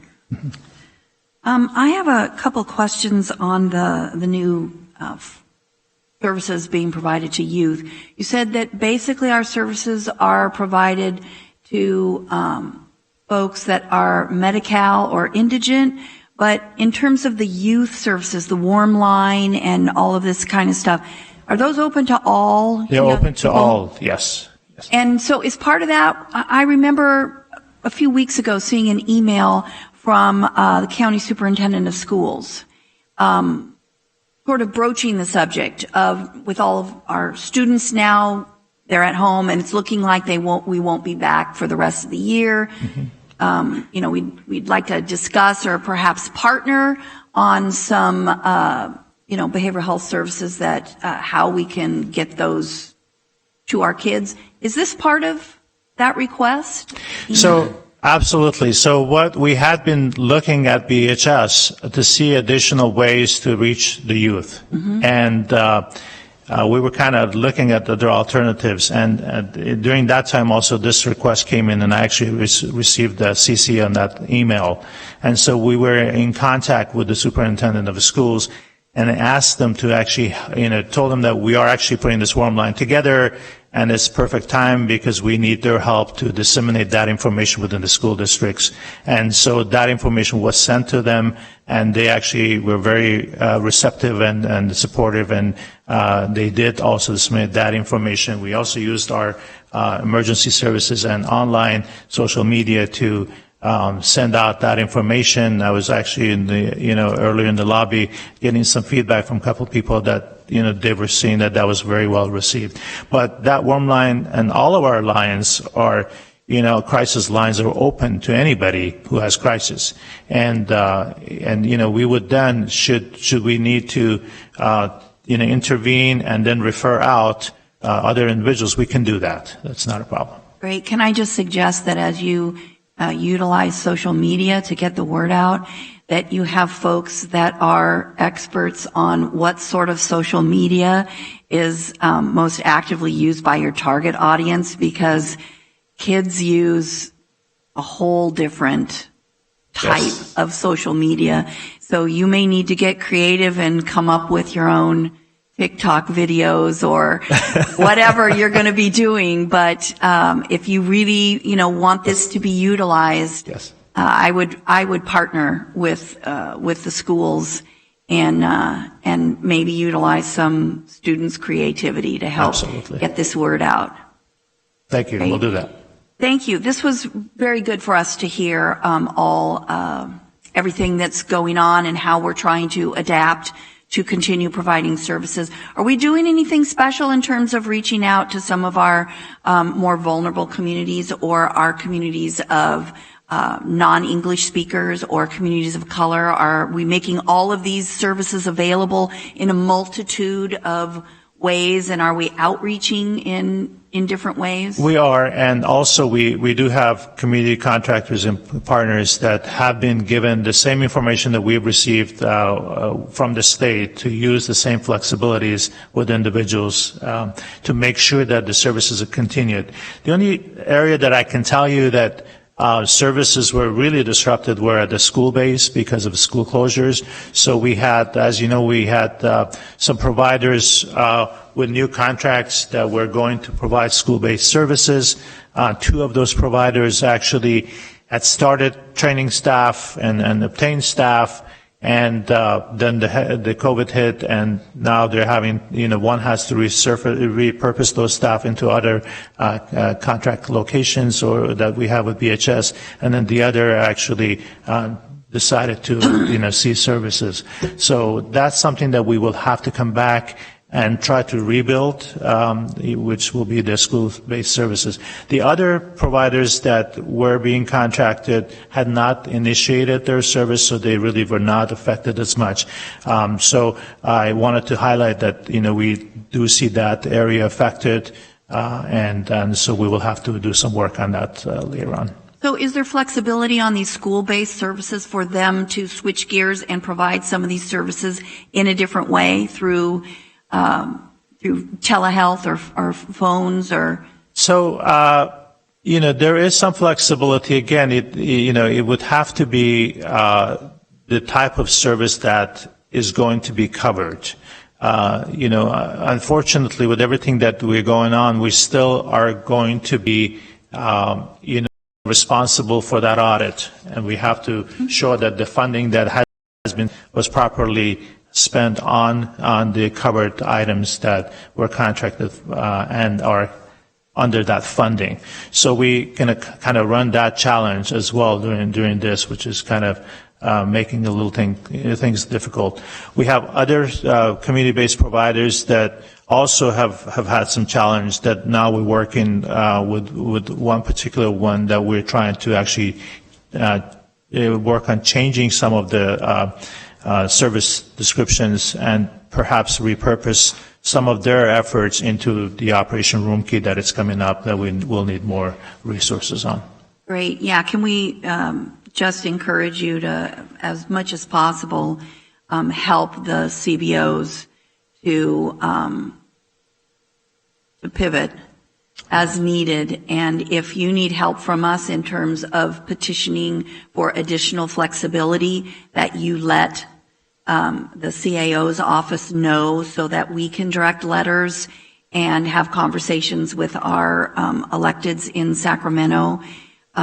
It's going to be awfully hard if these community-based organizations cease. Yes, and that's going to be a challenge collectively for those organizations because, we are who we are because we work all together. Mm-hmm. And our aim is always to make sure that all of those organizations survive. But then, like you mentioned, we need to also answer to audit, which will trickle down to them as well. So if there's any kind of take back, will actually result in take back from those CBOs by the state. So definitely we're going to continue. We actually have staff who are assigned to those contracts. I've asked them to maintain regular contact with the contractors and make sure that they're doing okay. If they have any needs, to let us know. And again, I'm also available. They can reach me directly. And we'll be happy to work closely with them. Great. Thank you so much. Are there any other questions for Mr. Vartan? Okay, thank you for this update. It was really great. Thank you. Thank you. I think next up I'll ask for Dr. Park to do her regular overview update on COVID-19, where we're at.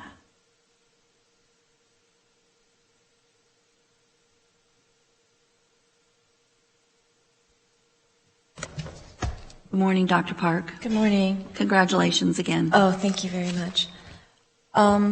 So I wanted to share with you a little presentation, very brief, just to explain to the board where I'm at in terms of my thinking process for recovery efforts for COVID.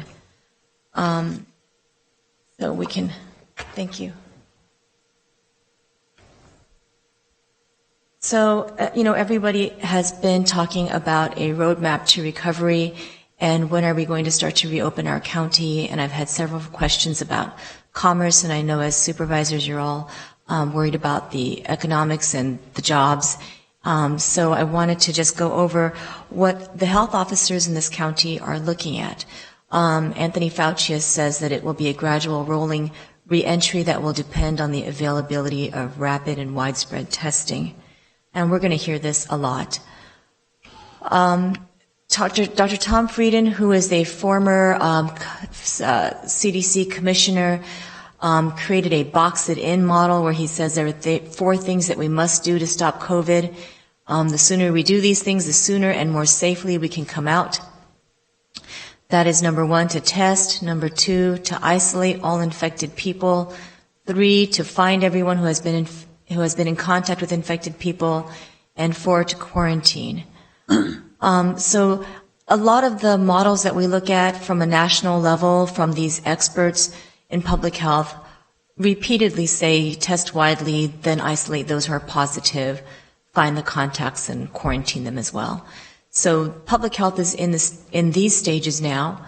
With the Verily test site up, we do have a lot of testing capacity, and our hospitals appear to have testing capacity, maybe not at the best potential for widespread testing of everyone who wants to be tested, but we are testing those who are sick. As far as isolation of infected people and finding their contacts, this is something that we're now beefing up locally by building our staff and our communicable disease department and filling it with people who are in other departments who have been moved over to our communicable disease department and have been tasked to be on the COVID task force. As we see fit, if our numbers take an unfortunate surge, we may need to call upon more people to join us. But at this point, we are utilizing all the staff that we have to start this investigation.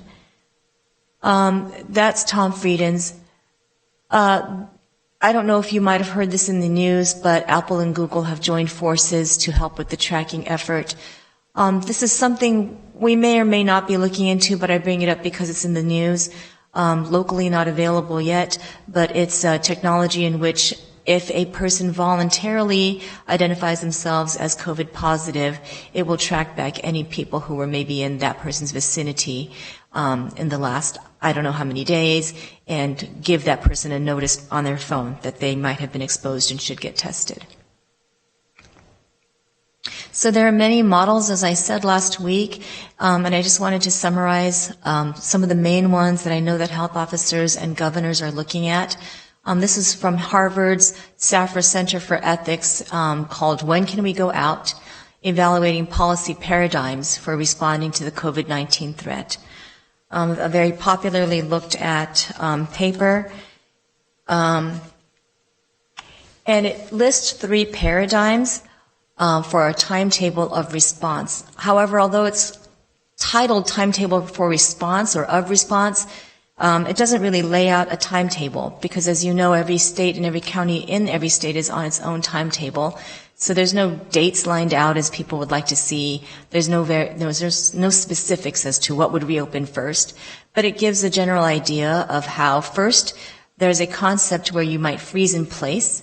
And so these are 3 options, really. It's not stages. Freeze in place means you space out and delay infections to match up with existing capacity, meaning try to make sure that you are socially distancing everyone, sheltering everyone at home, and making sure that you have capacity for a hospital surge. The second model, the model which they fully support in their paper, is this notion of mobilize and transition, massively accelerating pandemic preparedness as a part of fighting an already ongoing pandemic in order to ramp up health system capacity well beyond status quo levels and to enable more time-limited use of collective quarantine. So this is more of a global, regional approach, saying instead of just looking at our healthcare systems, everybody join the fight, government, local leaders, community, commerce, engage in the conversation and mobilize towards recovery. And the last paradigm is surrender, which says that you balance the most visible upfront trade-offs, and that lives lost versus cost to health and well-being might be considered from an economic standpoint. The paper definitely does not support this view, saying that lives lost will actually cost more than trying to just surrender to the virus. So in this particular paper, they are asking you to mobilize and transition, but doesn't give a timeline for that, and it says that your response to COVID and the time that you recover will be based on whether you take that step. Another very popular paper from American Enterprise Institute. This is called the Gottlieb paper because Dr. Scott Gottlieb was our former FDA commissioner until just a couple of years ago, and he's now been tasked to be on the state of Maryland's Task Force for Recovery. He wrote, along with some colleagues, a paper called Roadmap to Reopening. And in this roadmap, they lay out 4 phases. Phase 1 is slow the spread. And this is where we're at right now as a country, and most states are still at this phase, which is that we're still socially distancing, testing, and treating. Phase 2 would be state-by-state reopenings. Phase 3 would be to establish immune protection, so that's somewhat down the line, and really alludes to the fact that we will get to that phase when there's a vaccine. Phase 4 is rebuilding our readiness for the next pandemic, so creating a national stockpile and boosting domestic manufacturing. So the question is, when do we move from phase 1 to phase 2? And the triggers for moving to phase 2 and for reopening would be that a state needs to report a sustained reduction in cases for at least 14 days, which is estimated to be 1 incubation period. And local hospitals are safely able to treat all patients requiring hospitalization without resorting to crisis standards of care. And the capacity exists in the state to test all people with COVID-19 symptoms, along with state capacity to conduct active monitoring of all confirmed cases and their contacts. And as I said, there's a massive effort in our state to achieve this. So when we talk about this sustained reduction in cases for 14 days, this again is the type of predictive modeling that I'm looking at locally and that I know our governor is looking at from many different sectors. They are following Johns Hopkins for guiding local counties, but I know that they're also looking at other models, and I wanted to share this one with you, which is very popular. It is the University of Washington's predictive modeling, and I only took a screenshot of the deaths per day. They definitely have other screenshots that you can look at on their website. But University of Washington released their models, and they have a model for every state. It doesn't drill it down to a county level. But the reason why I show this is because it does say that for containment strategy, their recommendation for the state of California is that we can relax social distancing after May 18th. I don't know exactly what the governor's plan is, and I'm listening very carefully for his signal. I'm not sure if he's getting advice to do something around mid-May. My guess would be that that would be a little bit too late. I think that there's a lot of unrest, and my guess would be that his economic task force is on the move and that we'll be seeing some relaxations soon, but I don't have any insider information on that to be sure. Just to share with you why he has asked the public to restrain despite the fact that we have been seeing some protests outside of his office.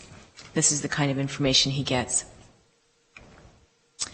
Another paper is the Johns Hopkins Bloomberg School of Public Health Principles for a Phased Reopening During COVID-19, Guidance for Governors.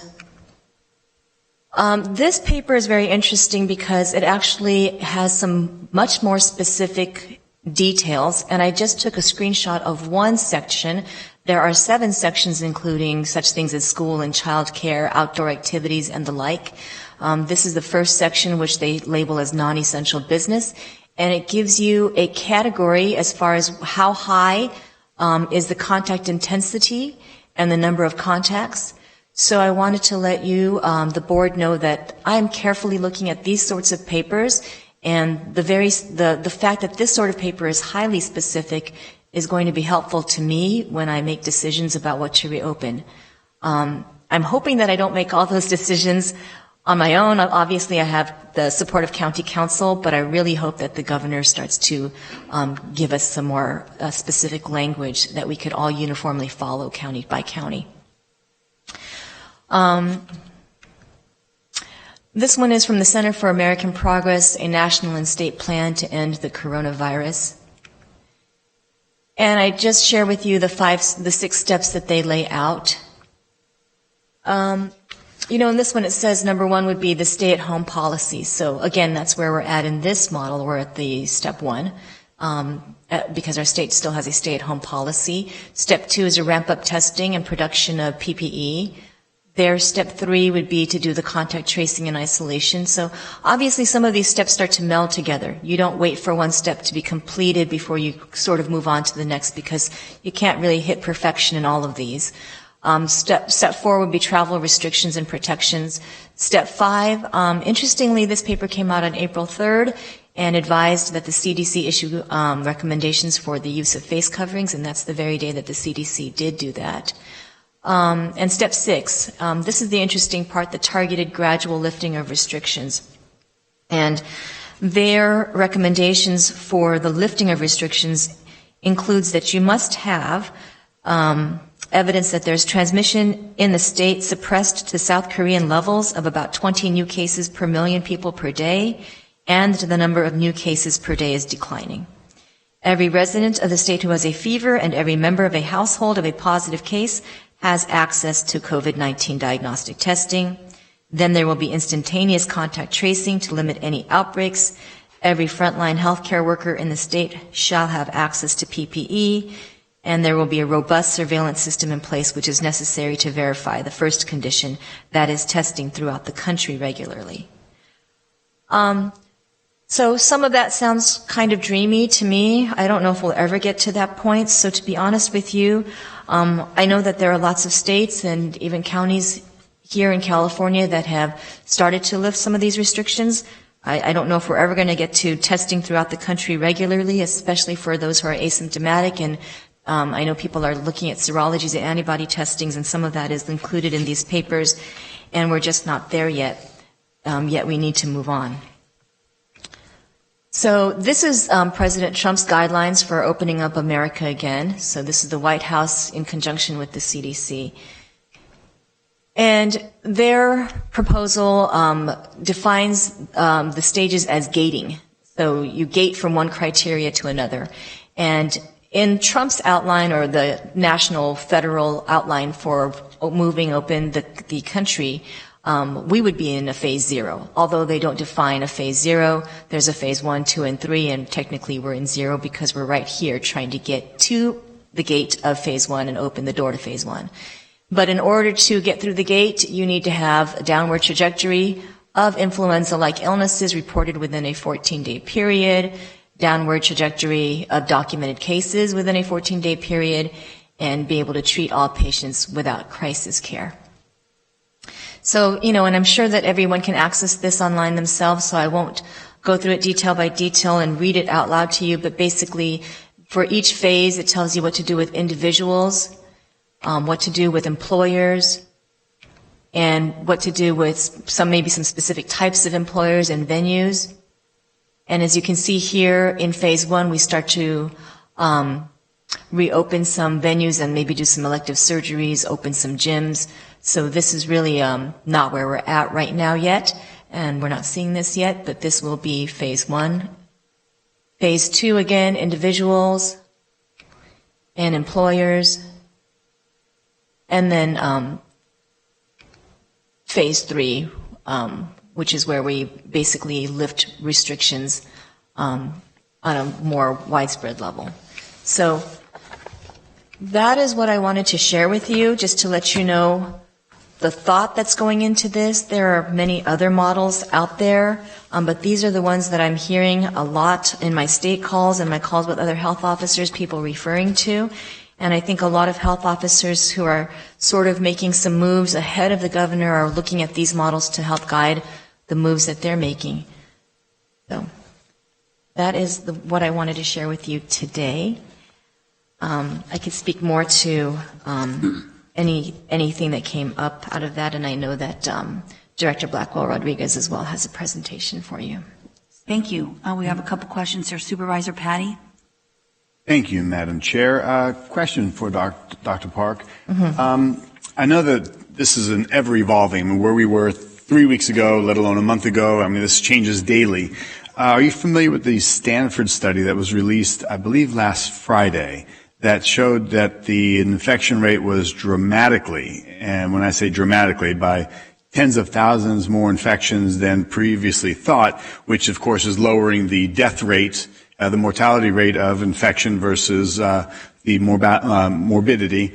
So, are you, again, there's so many things that, you can do a study, you can put together a model, and then new information comes out that dramatically shifts and would almost pretty much negate a lot of the assumptions that were made in the modeling. As we saw, there was a massive collapse on the East Coast where they were projecting, and even across this country, they're projecting millions of deaths. Now we're going to be into the tens of thousands nationwide, which is tragic. Every single death, of course, is somebody to somebody. So have you factored in or looked at, are you aware of the Stanford study? Yes, so the Stanford study was one of those antibody studies, which was done in the county of Santa Clara, which, as we all know, was very hard hit, and one of our Bay Area counties that has a very high number of confirmed cases and is still dealing with COVID over there.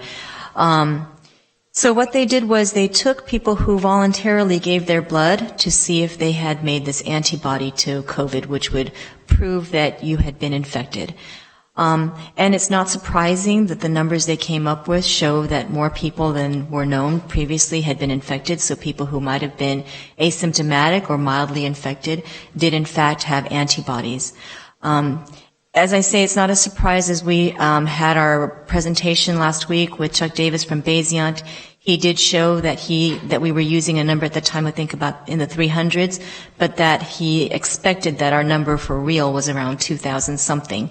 So everyone's using a factor of 10, a factor of 20, whatever you want to make it, to say that that's probably what the reality is, because we did not have widespread testing in the beginning phases, the first months of the COVID crisis.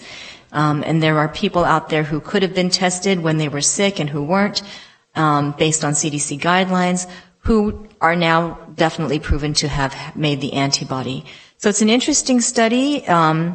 It shows what we've kind of already known, is that our numbers are much higher than what we have as far as confirmed cases, which is why in public health we always say don't just focus on the total number of cases we have per day. It's not a realistic picture of how many people have probably actually had COVID. Interesting in that study is that people volunteered for it, so it might have captured more than the normal, regular public. So I would imagine that people who volunteer are those who were very interested in knowing if they had had COVID and probably had some symptoms back in January, February. So Los Angeles, USC, did the same study, and actually much more random. They chose people through Facebook and different social medias, and they came up with the same findings that literally they believe that the infection rate is in the hundreds of thousands, not the tens of thousands. Again, dramatically changing the modeling of what we're thinking and the assumptions that we're basing a lot of our methodology and the structure of our planning. So I'm, concerned, and this is rapidly moving information. Again, just 5 weeks ago, New York was predicting, catastrophic levels of overwhelming, necessities of ventilators. Being at the county hospital this last weekend, I asked how many people were on ventilators, and it's 3. They've ramped up. They're ready for this, massive wave, and we've done exactly what we need to do in San Joaquin County to be prepared, but we're not seeing it. These models are collapsing around us. Doesn't mean we take our foot off of the gas pedal in being cautious, but it also means that, we need to, this is fluid and moving information. So I'm curious if we'll be factoring in some of this new information as we look at our modeling of what we can do, and as it relates to some of the outdoor activities. That springtime is here, summer is just right around the corner, and we certainly, I'm rather convinced there's nobody in this room that thinks we'll be keeping everybody indoors throughout summer. So I'm curious, from your perspective, where are we in how we're proceeding forward with outdoor activity? For instance, are trails and bike riding available? Hiking trails available throughout the county? What are we doing with our boat ramps? I was on the Delta this last weekend. There are hundreds of people out there boating, and you could cite every single one of them for not social distancing, because they're full of people recreating on the sides of the levees, and they are out enjoying the great outdoors. So winter's past and the warm weather is here. What are your plans as it relates to some of the things that we've discussed And some of the things, just factually, I know around 400-something people signed a petition, the anti-Tom Patty petition, but we've got 1,200 people that have signed a petition that want to open sport and support of jobs and the outdoor activity, including golf. So where are we on this? How does it relate now that this responsibility is officially yours as our director?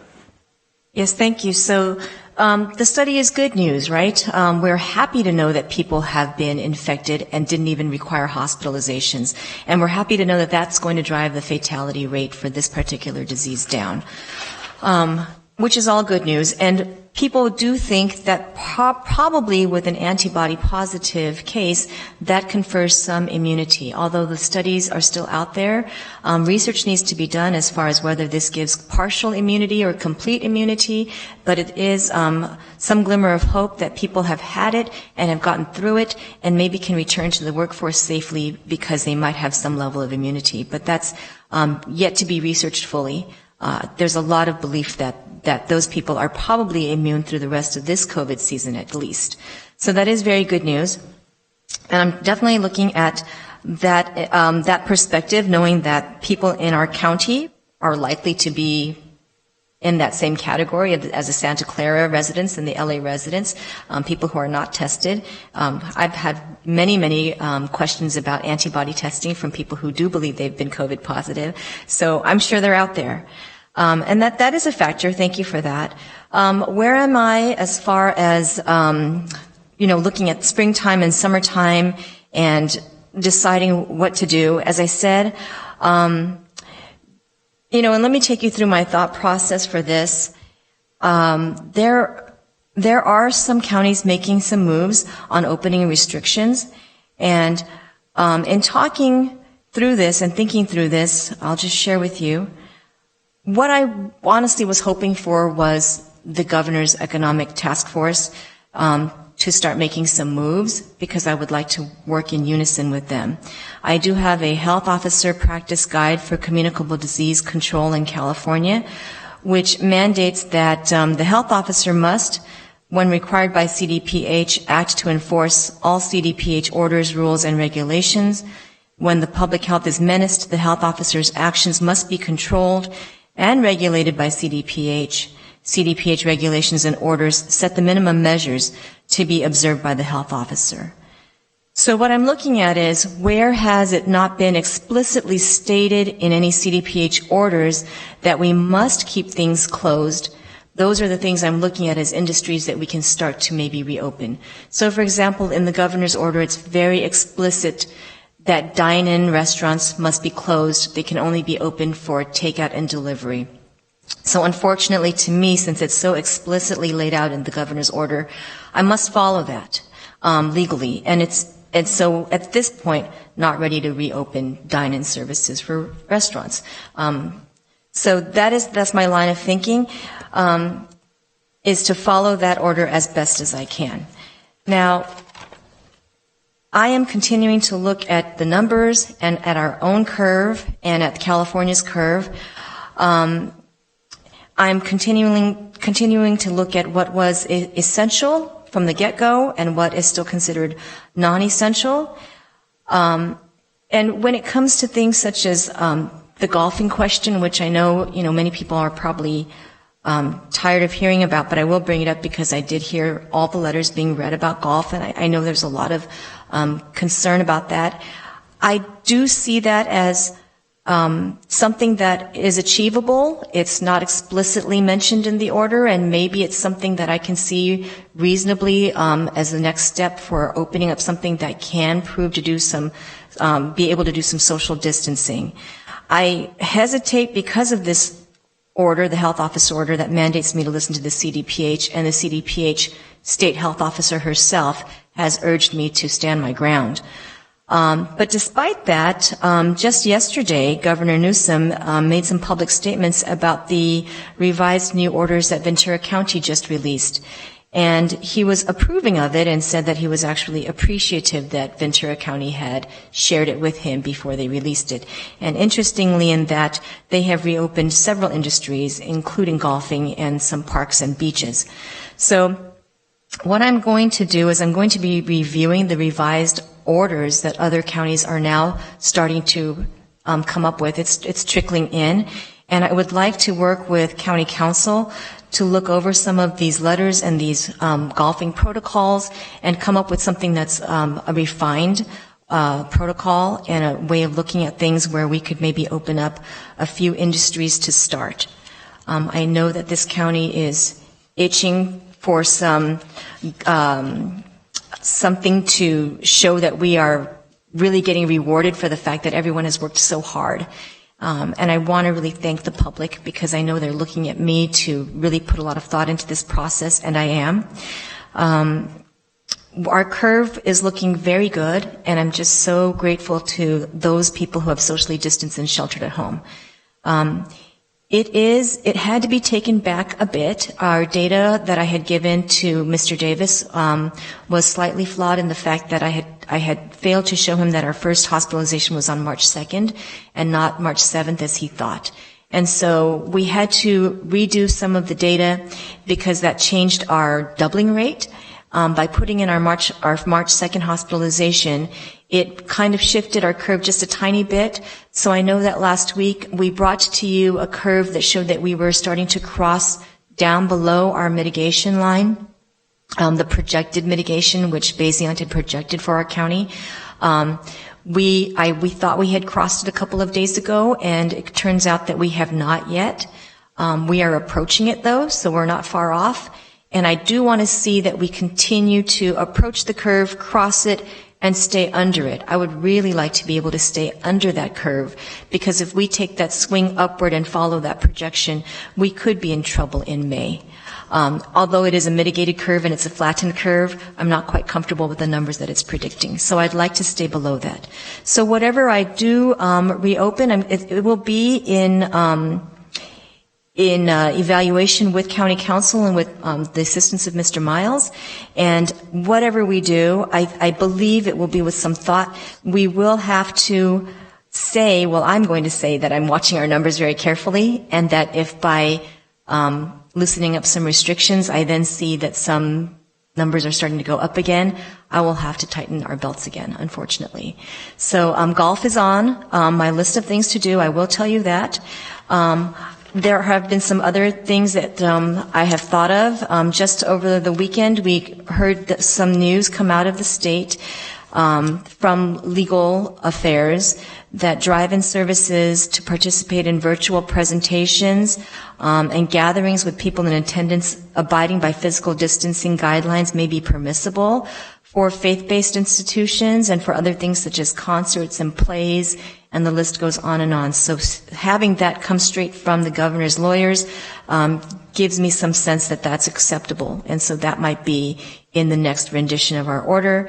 Another thing that we have been thinking about is auto sales, because if you look at the critical infrastructure, essential workforce does detail people who would need perhaps some automobiles to do the work they do, and as their automobiles need to be replaced, we are looking into fleet sales and perhaps even virtual auto sales, the way we're allowing virtual real estate.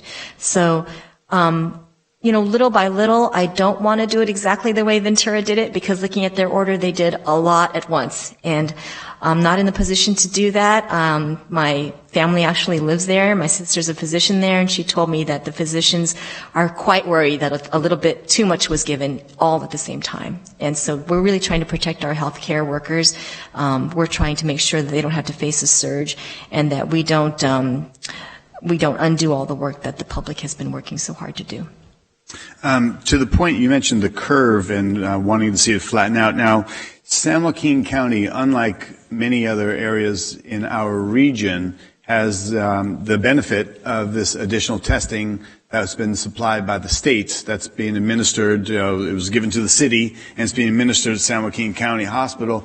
And with more testing, of course, you're going to get a higher rate of positivities, which I believe it was you or somebody else said that it was actually kind of almost deceiving. Just because we're testing more, our numbers are higher, and therefore pretty much gives you a false reading of where we may have flattened. If we took out all those testings and all those positives, we may have already been hitting a plateau, and being more on the decline. Do you have any? So our curve just looks like it's, for confirmed cases, it just looks like it's going up, up, up, up, up, up, up, up. And that makes sense because we're just testing.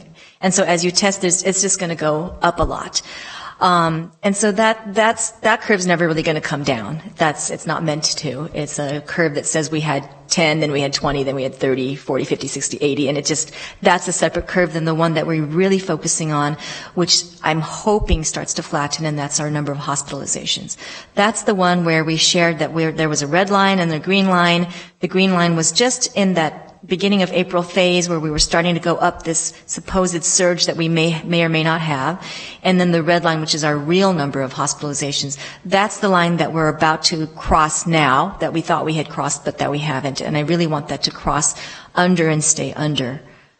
But yes, we have a curve of confirmed cases, and there was a bit of a blip a week ago, and we're expecting maybe another blip. In other words, instead of just a smooth curve going up, up, up, there was a peak and then another peak.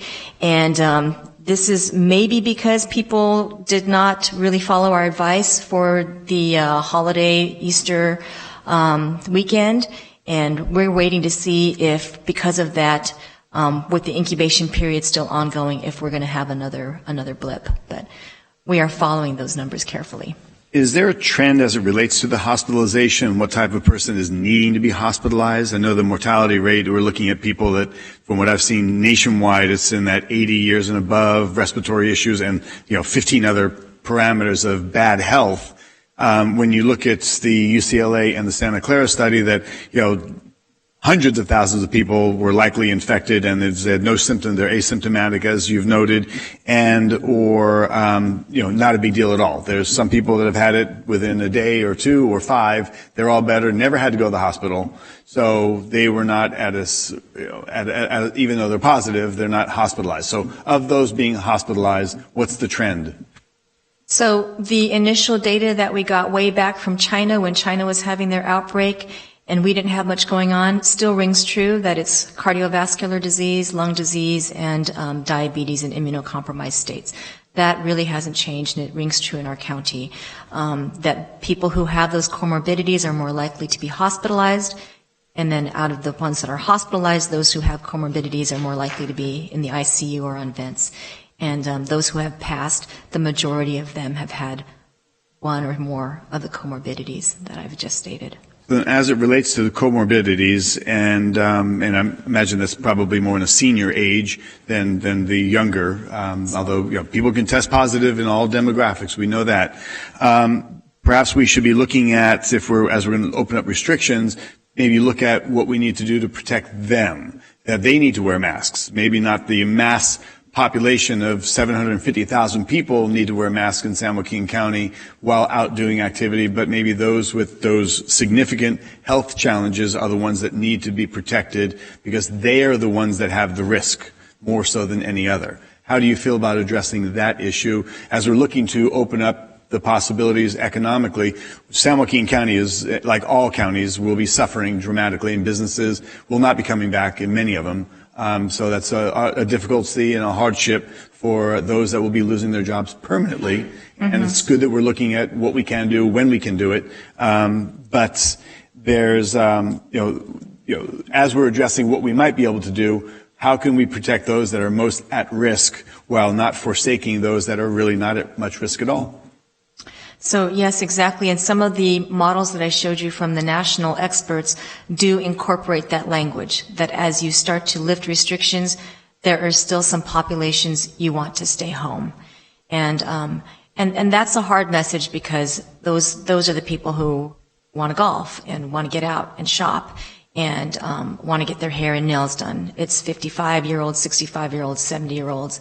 And yet the message in a lot of the models that we look at say that population is still most at risk. And as we start to let people out of their homes, we need to ask that the public still protects them and that they stay home as much as possible and other people do their shopping for them, their food delivery for them. So yes, and we did share that interactive map last week with Bayesiant, which shows that we are going to be targeting people who are identified as having comorbidities. And so we have sent along some information to the Health Plan of San Joaquin, and they're going to be working with us. We also know that locally here we have a high percentage of the Latino population testing positive. It's not really higher than the population density really of Latinos, but still they are the highest to test positive. So we are discussing that, and we're doing I'm doing with Mayor Tubbs an event tomorrow with the Latinx community in Stockton. Thank you. Yeah. Thank you, Supervisor Patty. I have some other supervisors who've been waiting a long time, so we can come back to if you have more questions down the road. Supervisor Wynn? Thank you, Madam Chair. I appreciate all the information. Certainly, I read the President's outline and all the details, but I guess the one that I've focused on is one that Governor Newsom put out, is 6 points. And going over that, it's much simpler, but it does in general touch upon the areas that the President touched upon in his plan. But when I'm looking at this, though, I'll highlight the colors here. The green is areas that I think that we're either close to or we can achieve more easily, as opposed to the yellow, which is something that we probably don't have any control over. And I'll go over rather quickly, but if you start with the ability to monitor and protect communities through testing, first of all, testing is something that we don't have absolute control over, because there's a lot of tests out there, whether it be the antibody tests or certainly the disease itself. I think one of the things that was it Friday that was it LabCorp that has a test where you can take it yourself in your home and put it in an envelope and mail it, and they will process it for you, which I think would be beneficial, because I think one of the concerns everybody has is who has had it that's been asymptomatic, so nobody knows. And as Supervisor Patty alluded to, it's interesting because if you look at the Weather Channel, as far as the bar graph, it's pretty cool. I mean, it's nationwide, and I look at other counties, but it is going up, but it's based upon the cases and not necessarily, as you talked about, which is important, the hospitalizations, the ventilators, those types of things. So that's the first one that we're challenged on in regards to the testing, or the ability to test as widespread as we probably should. The second is the ability to prevent infection in people who are at risk for more severe COVID-19. And Supervisor Patty also talked about that. And I do think we have the ability, based upon education and as some of the comments you've made, I think we have that one. We can kind of check the box that we've got number 2, not number 1. Number 3 is the ability of hospital and health system to handle surges.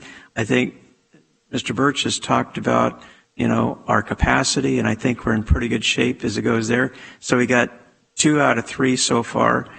And then the fourth one, which is the ability to develop therapeutics. And therapeutics, I don't know specifically and who would have that information as far as some of the drugs that are being used with, for example, malaria and Ebola and things like that, and whether or not they're being used here in this county as far as treatment. So maybe we can cover that one based upon the medical community and what they're actually doing.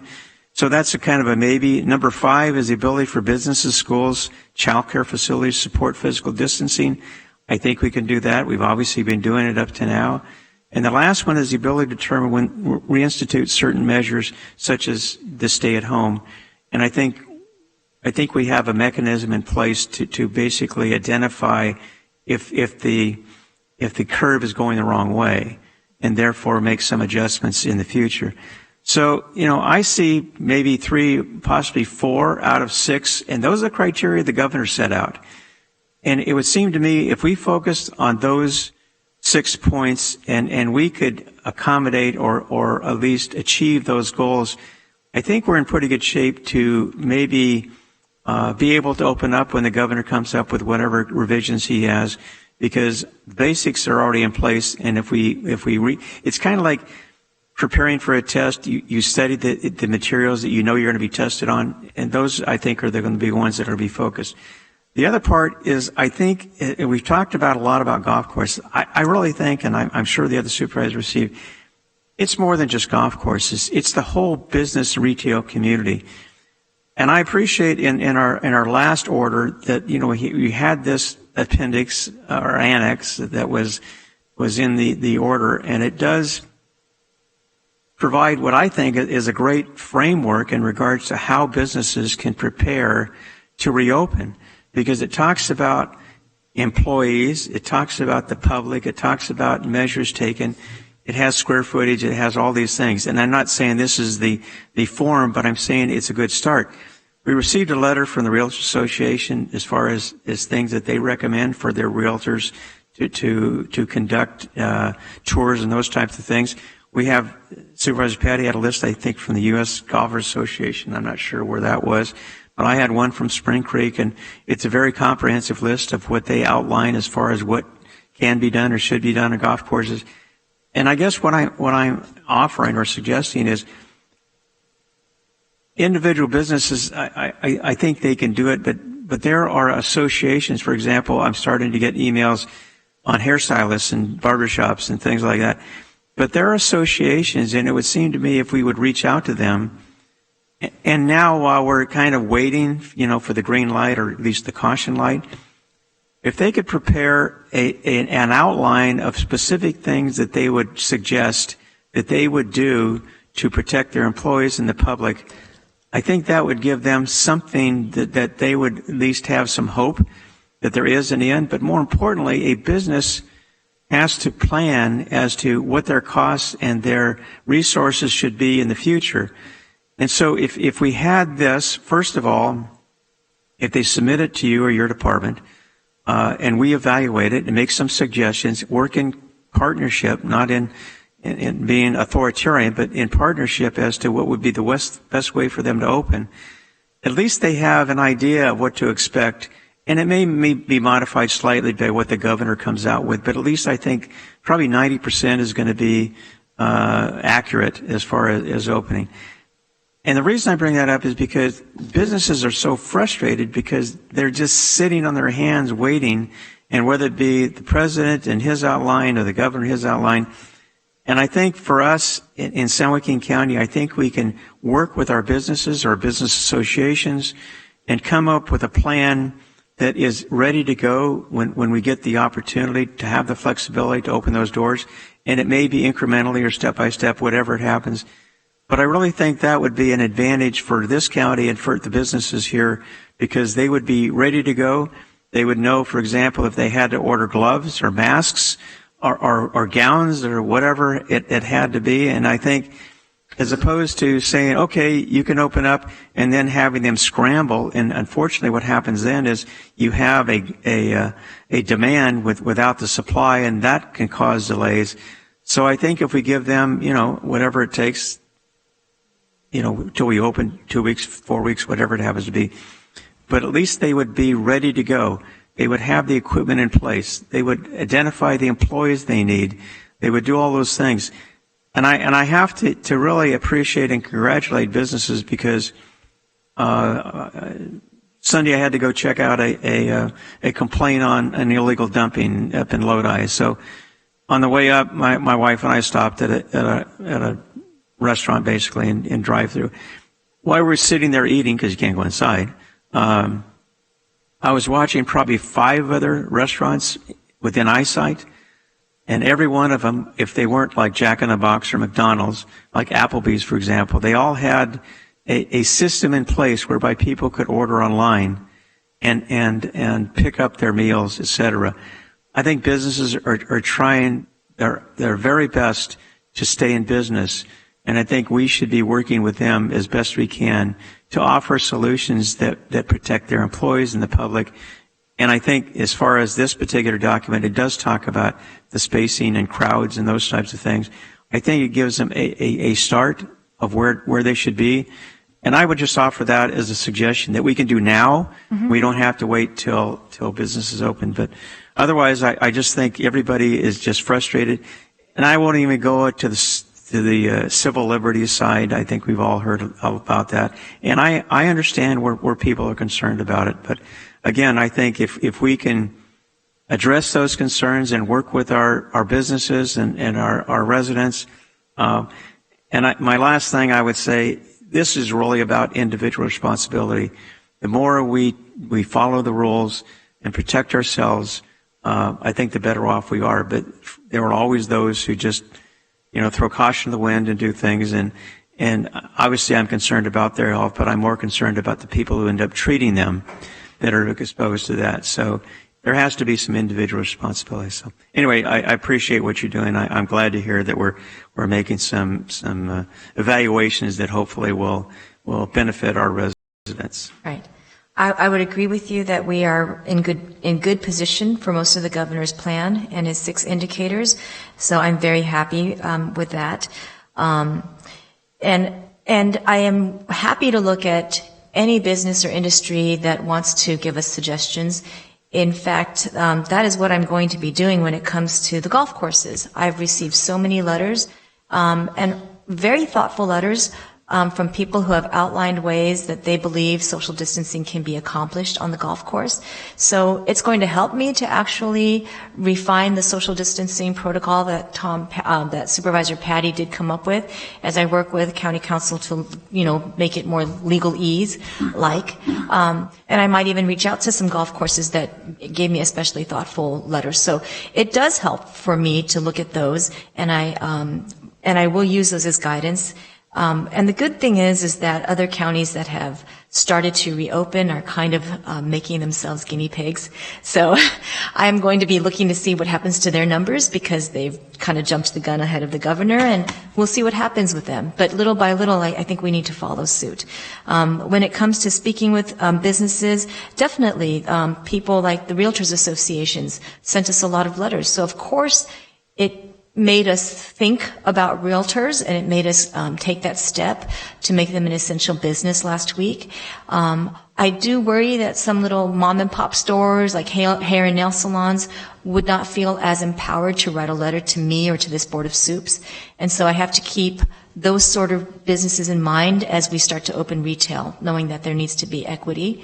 And I can't just respond to all the letters that I get, but certainly thoughtful letters that will show how you will enact the social distancing protocol would really help us as we write our protocols.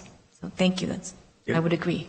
Thank you. And I will also chime in here at this point real briefly. I agree that with your approach of being putting safety first and doing this incrementally, I would love to see regular updates to the order.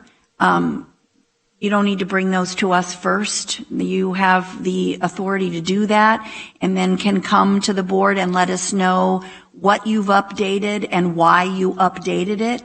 And I would say perhaps we don't want to just be inundated with letters from hundreds of mom and pop stores, but in the case of nail, hair salons, and barbershops, there's a Department of Cosmetology at the state. There are also trade organizations that represent them that could help, that we could reach out to get some best practices to base things on.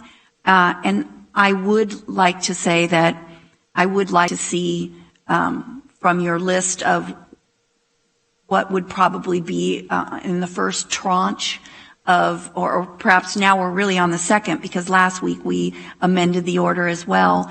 But to see that be a regular, we need some time between them so we can watch the numbers, but that we're preparing as soon as we do some sort of amendment to the order, we're preparing for the next one. So as Supervisor Wynn said, we're ready to go. And I think looking to Ventura, since they're the first ones, they actually submitted it to the governor first.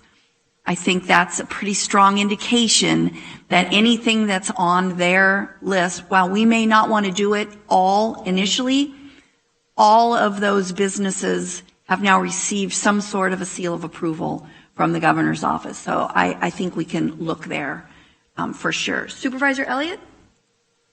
Thank you.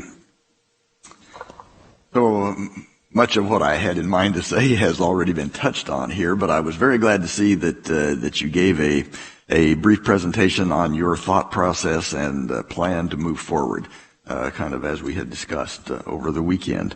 I hope that one thing that we do is continue to evaluate the science as well. We've talked about those additional studies now that indicate that the numbers of infections may have been extremely higher. I think in the LA case, maybe as much as 40 times higher than the initial projection. So we need to continue to evaluate just what that does to the models that are being used when we refer to those.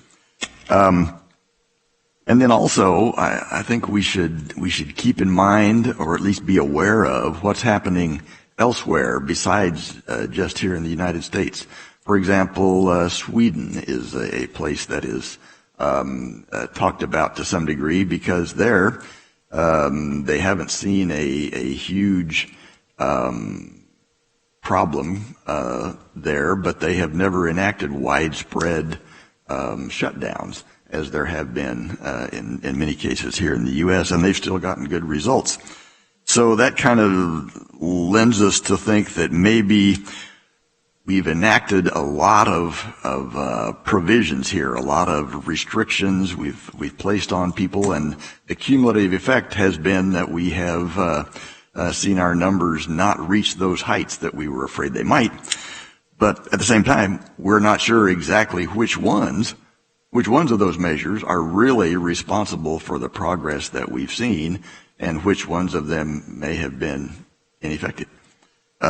So I would just urge us to take a look at the big picture as we're doing all of these things and continue our reevaluation. But I certainly do believe that we've made progress, and now we need to plan for the reopening of our economy and our society. People need to get back to work. They need to be able to provide for their families, put food on the table. They need to just have a sense of kind of a normal life again. So I think it's important as well that we encourage more businesses, more trade associations, more business groups to provide measures that they think would allow them to be able to open and do it in a manner that is safe, not only for their own employees, but also for the customers that come in to those places. And we've seen some of that already. And, in the Realtors Association has come up with guidelines, and we reacted to that last week. Another very vocal group has been the golf course groups. But they've been very forthcoming as well in terms of a list of things that they're willing to do that they think would make it safe. There are some other businesses, and I'm glad to hear that you're looking at kind of the spectrum of businesses that we could allow to be open without creating a health problem. Another one I think that would be fairly obvious, that there'd be very low risk, is the landscapers and gardeners, that type of thing.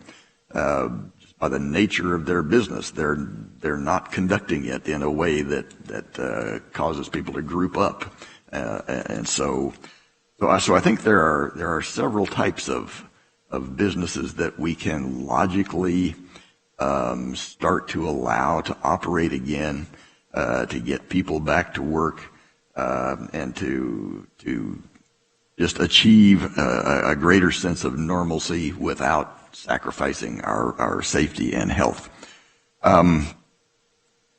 One thing, I was talking earlier about the science on these things, and I'd like to say that in the county we have had the 18 deaths that have been associated with COVID-19, and I certainly want to offer my condolences to any of those family members who were affected by that. But I just wanted to ask, does our medical examiner look at very many of these cases? I mean, have they come up with any percentages or numbers of the cases that they look at that they would say that the death was actually caused by COVID-19? I do know that our medical examiner has been involved in some autopsies of people who were suspected possibly have COVID-19 and passed and went on for autopsy. Most of our deaths are going to funeral homes and having regular funerals and not going to the medical examiners. But the medical examiners has been doing a lot to prepare for a possible surge because if we've seen in news footage from New York, there can be mass casualties. I don't think we're getting there, but I know that they've made preparations. And I know that they've also tested posthumously some of the bodies that have come their way. And to my knowledge, none of them have been found to be COVID-19. So. On those where they found them not to be COVID-19, did that mean there was no evidence of any COVID-19 in the body, or just that they determined that even though there was some, the actual cause of death was something else? Right now, the actual cause of death will be assigned to something else. Right. They do the test. Okay. Also, can you tell us any more about the case here where it's been reported now that there was an outbreak at a Safeway distribution warehouse? Also, there have been confirmed a few employees at an Amazon location. Can you tell us any more about that? Yes, so the governor did mention this. There was an outbreak. I don't know how active it is right now. We're following the numbers. Governor announced that there were 51 positive cases at that food distribution center. Not all of the cases are ours, so we didn't have that number confirmed within San Joaquin County Public Health. Heard it through the governor. We know that other counties are involved. So as you know, where people work is not where they're recorded for their COVID positive cases. It's where they reside. So I believe there were at least 4 counties that had residents that were positive and worked at the Safeway Distribution Center. We are working with the California Department of Public Health to investigate that case, and I know that other entities from the state are involved in investigating, so it's still under investigation and still being followed. And our county, since the distribution center is in our county, although we don't have all the cases, we have been asked to take over the contact tracing investigation. So we are in the process of obtaining names as best we can from other counties and from Safeway. So it's an ongoing thing. Great, and I did get a communication from the mayor of Tracy, just asking for our cooperation and collaboration on working to make sure that our workplaces are safe. Right. All right. Okay, well, again, I'm glad to see your blueprint here for the way you're moving forward here. I just encourage us to encourage businesses and business associations to provide us with the way that they plan to make their workplaces safe so that we can be ready for opening as much as possible as soon as we can do it safely. Thank you. Thank you. Along the same lines as Supervisor Elliott, it was also reported over the weekend we had 3 longer-term or subacute care facilities that had positive cases within them. Can you elaborate just a little bit on that in terms of if it's staff, if it's patients, if those numbers are?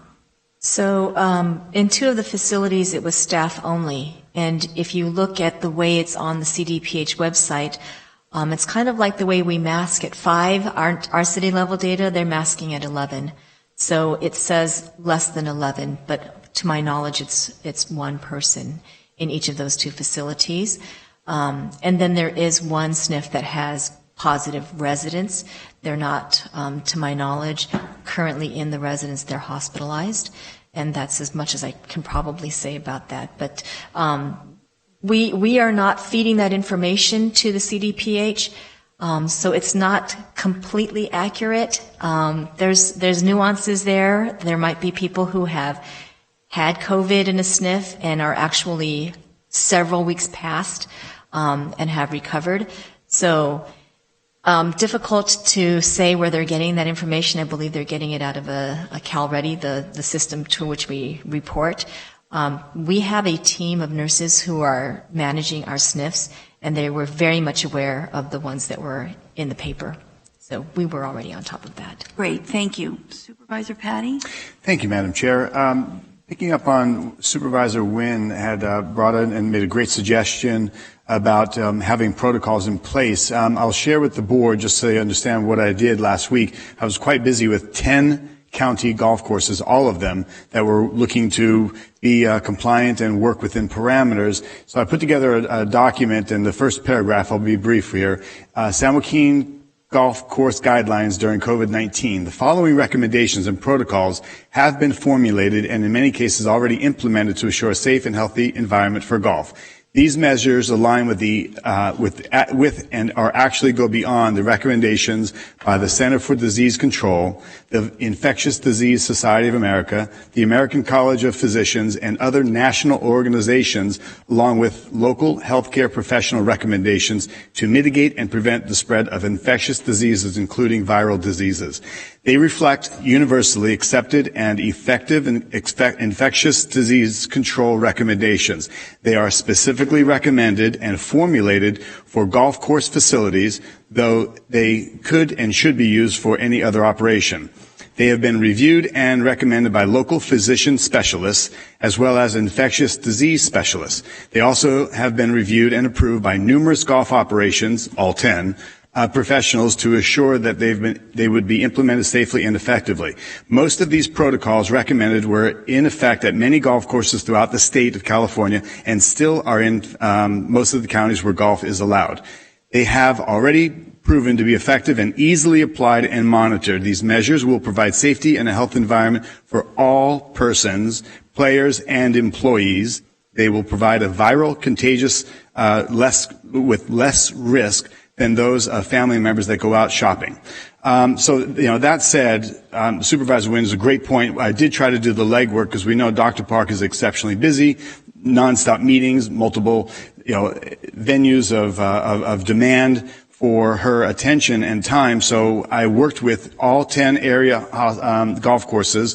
We have roughly 500 employees that have been laid off.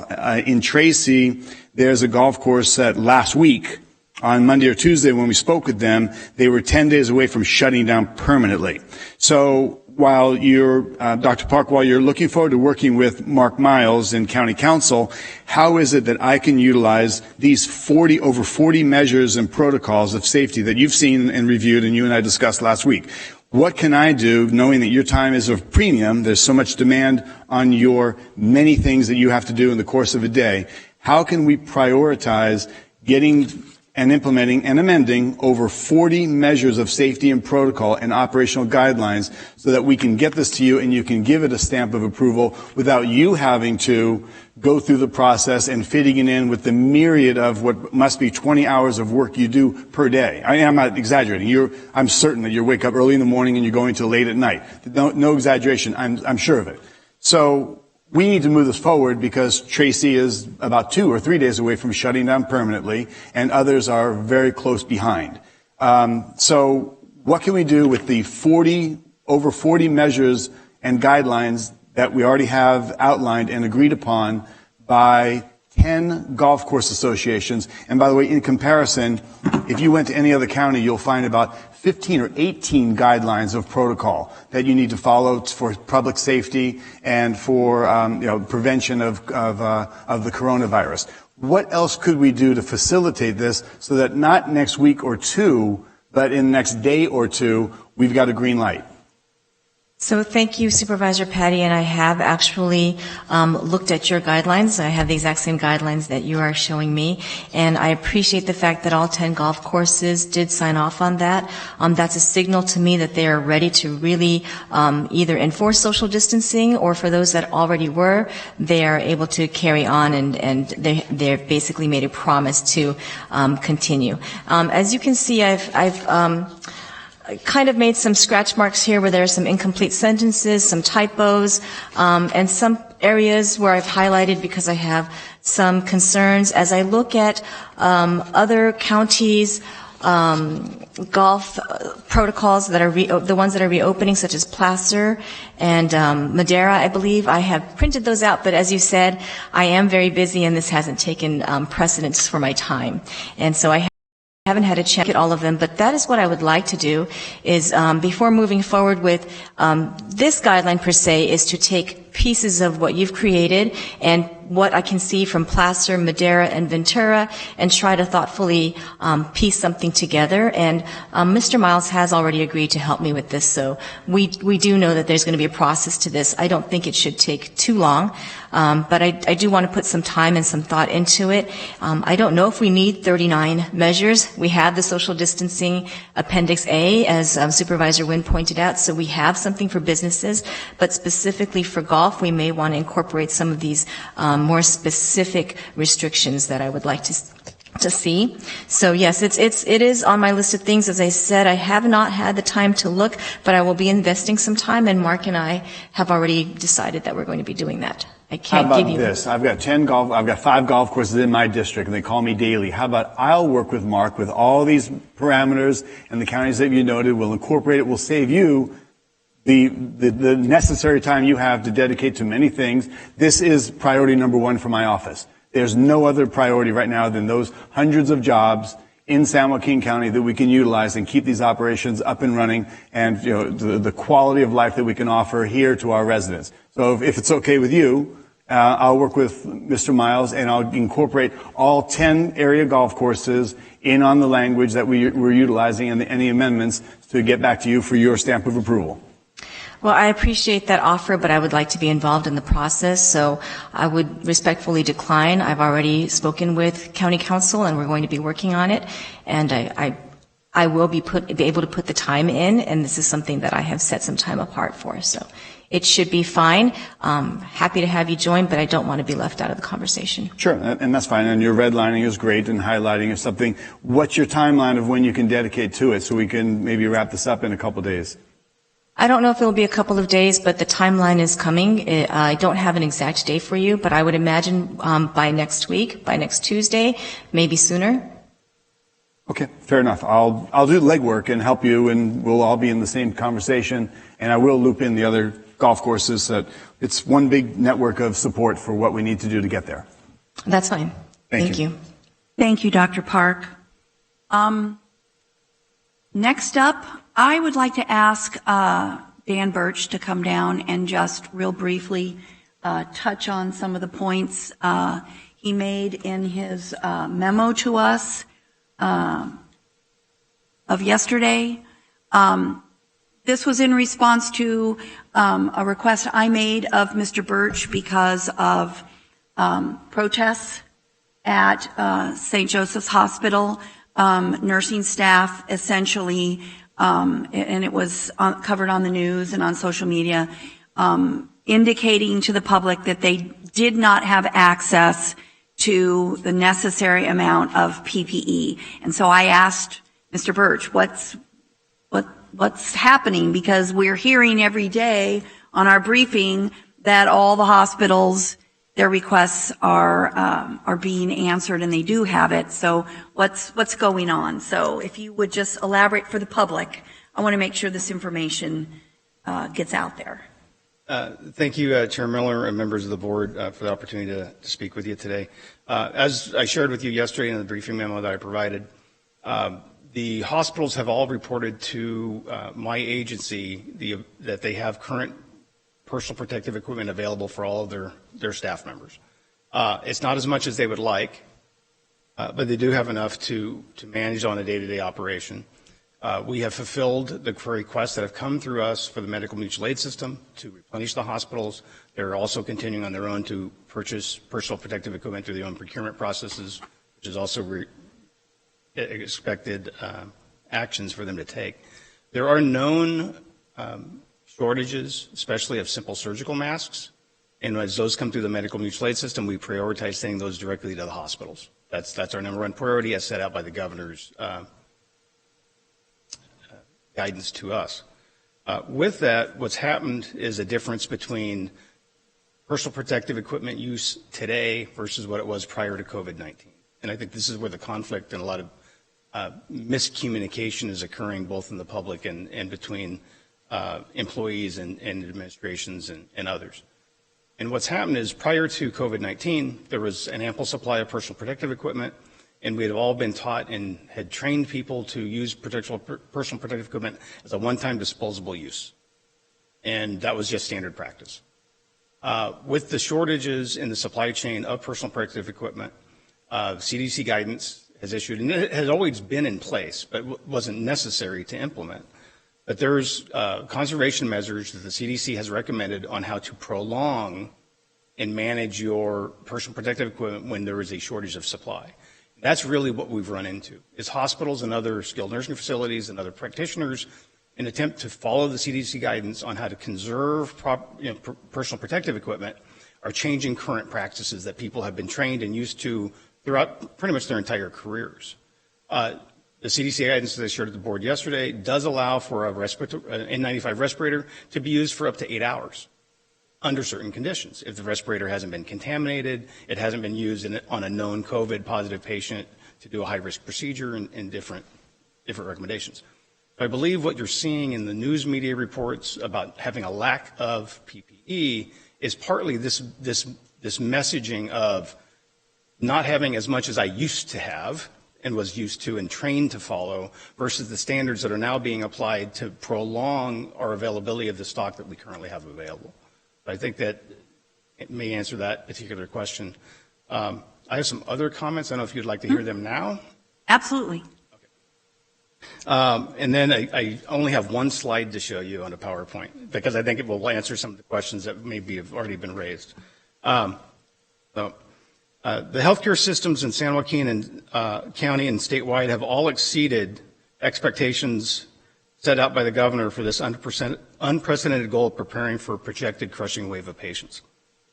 Dr. Schaefer and the EMS agency's assessment of the modeling projections issued by the California Department of Public Health is that the hospitals in San Joaquin County have developed sufficient bed capacity and staffing to meet the most likely patient surge scenarios to date.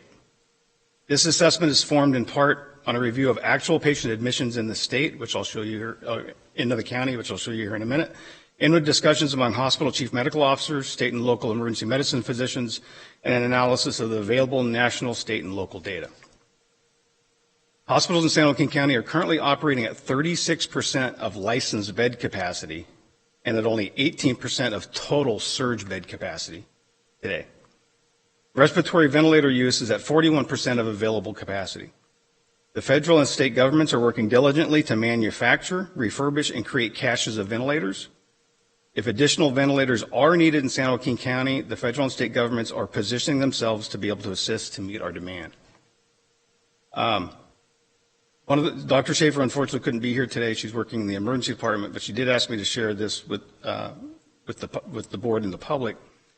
That she is concerned, she asked me to share that she, on her behalf, that she is concerned that people have heeded the stay-at-home message perhaps too successfully and are delaying seeking medical care when it's needed. Dr. Schaefer asked me to share the following. People have taken, and I quote, people have taken to heart the stay-at-home message so well across the country that patients are not reaching out to their doctors or even emergency departments when it's truly necessary. Dr. Schaefer wants everyone to know that the hospitals and physicians are ready and available to meet the needs of the patients requiring medical care. Dr. Schaefer encourages you, patients, to call your doctor for urgent medical issues, as we talked about with Supervisor Wynn earlier with telemedicine. I've used it myself in the last 6 weeks. It's been very beneficial. To reach out to your own medical doctor for urgent medical issues and to seek help through the emergency department or the 911 EMS system for serious or potentially life-threatening emergencies. Patients should never delay seeking medical attention when experiencing signs of a stroke, heart attack, or respiratory difficulty. One of the, and that ends your quote, and I kind of butchered it a little bit. One of the things that you're seeing in the medical literature now, especially out of New York, is one of the increases in morbidity and mortality has been people delaying necessary medical care because they were afraid of going to the hospital because of COVID positive patients, or that they felt that they didn't want to burden the healthcare system. And so I would like to, we have very good medical resiliency in our healthcare system today. Patients should not feel that they cannot access that system. They can, and they can do it safely. All of the hospitals have created processes to medically screen patients who come in and to have different tracks for people who may have COVID or COVID-like symptoms or maybe COVID positive to separate from other people who are coming into the hospitals who just may have had a broken arm or other issues, respiratory breathing that is not COVID related, that they need to be seeking treatment for. So they should not delay that treatment. We have current capacity to meet their demands, and they should be reaching out. Was one of her concerns. And then if I could just show the PowerPoint real quick. I have one slide I'd like to show the board about some of the data that we've been tracking. Last one's here a second. So there's 4 lines in this particular graph, and it starts on March 27th. The blue line on the graph represents the number of hospitalized COVID patients in our 7 county hospitals on each day. It's March 27th through April 20th. And what you can see is there was some variability at the beginning, but it's pretty much been a plateau of hospital admissions for COVID positive patients. The red graph line represents the number of COVID positive patients daily reported in the ICUs for our hospitals. The gray line, which has probably one of the most variability at the beginning, were patients that were in hospitals that were potentially COVID, under investigation for potentially being COVID. And what you've seen over time is through both diagnostics, testing, and through better patient assessment, as physicians learn more about the disease process, they really shrank the number of suspected COVID patients as they were able to make their differential diagnosis as the event has proceeded. And then what you'll see in the green line is just the number of reported COVID positive patients as reported from public health. And what you'll see on April 12th as the graph starts to go a lot differently is when we opened up the community testing. So what you could, one of the things I think is an indicator. It's not a trend yet because we don't have enough data. But what you'll see is even with the increase in community-based testing, there has been no effect on our hospital admissions on the 3 categories as they're reported. They've stayed fairly consistent and plateaued for the last month. So that's some of the information we're collecting from our local hospitals locally. We're not getting that from the state or anyone else. It's the hospitals reporting directly to our office on this information. And so and so we know exactly what the hospitals are reporting. There's no filter that goes through it. And so that's our actual data. So when Dr. Schaefer has her assessment that she believes that we can meet hospital capacity, she's doing so based on the actual data that we have before us today. So with that, I'll be available for any questions you might have. I have a quick question. I know we're hearing that part of why we have all this capacity is all the elective surgeries have been shut off at all the hospitals. So when do you see the potential for beginning to do a limited number of those? I understand that decision is based on the individual hospitals. Is that correct or no? It is based on the individual hospitals themselves and what actions that they want to take, but it's informed by a couple of different things. So one of the first strategies of potential surge is to discontinue elective surgeries. Right. So everybody's national, state, local plans, when we said implement your surge strategy, we were directing them to stop elective surgeries. It's up to the hospitals to determine what's elective and what's emergent and what's not. So they have a lot of gray area in how they proceed to do surgeries. I think there are some things that you might say that some would be elective and not required, and others would say, having my rotator cuff fixed to me is urgent, and I'd like to see that done. And that's a balancing act between physicians and the hospitals on what's an elective and what's not. But the federal government also is involved, and I know that CMS has issued guidance on elective surgeries as well to hospitals. And there is some concern about being able to safely do surgeries on patients when you can't do a pre-op lab to rule out that they are COVID positive prior to implementing. So that's really, there's a lot that goes into it, but it really is a hospital-based decision on when they believe that they can safely open up. And as we're seeing now with the governor and the president and the issuance of the guidance on recovery, I think the hospitals need to have that, the ability to open back up to elective surgeries a little more broadly, in my opinion. for a variety of reasons, mostly for patient care, but also for their own health of the hospital systems. Exactly. I'm concerned because for many of our hospitals, this is just a huge financial hit for them, and it impacts, I mean, we're talking about a lot of other businesses, but our hospitals as well, we need to make sure that, and we've already seen a contraction in that industry, we need to make sure that our hospitals are able to be on a sound financial footing going forward so they can continue to provide these services to all of our residents. So I was just curious about how these numbers would impact that. I agree with you, and one of the questions, really the biggest question for me in the healthcare system is we've created a tremendous amount of capacity now, and now it's the cost of readiness. How long can we sustain the readiness if the patient surge either doesn't appear, hopefully, thankfully it doesn't, or when we can start opening back up the economy for just the healthcare system itself? Right.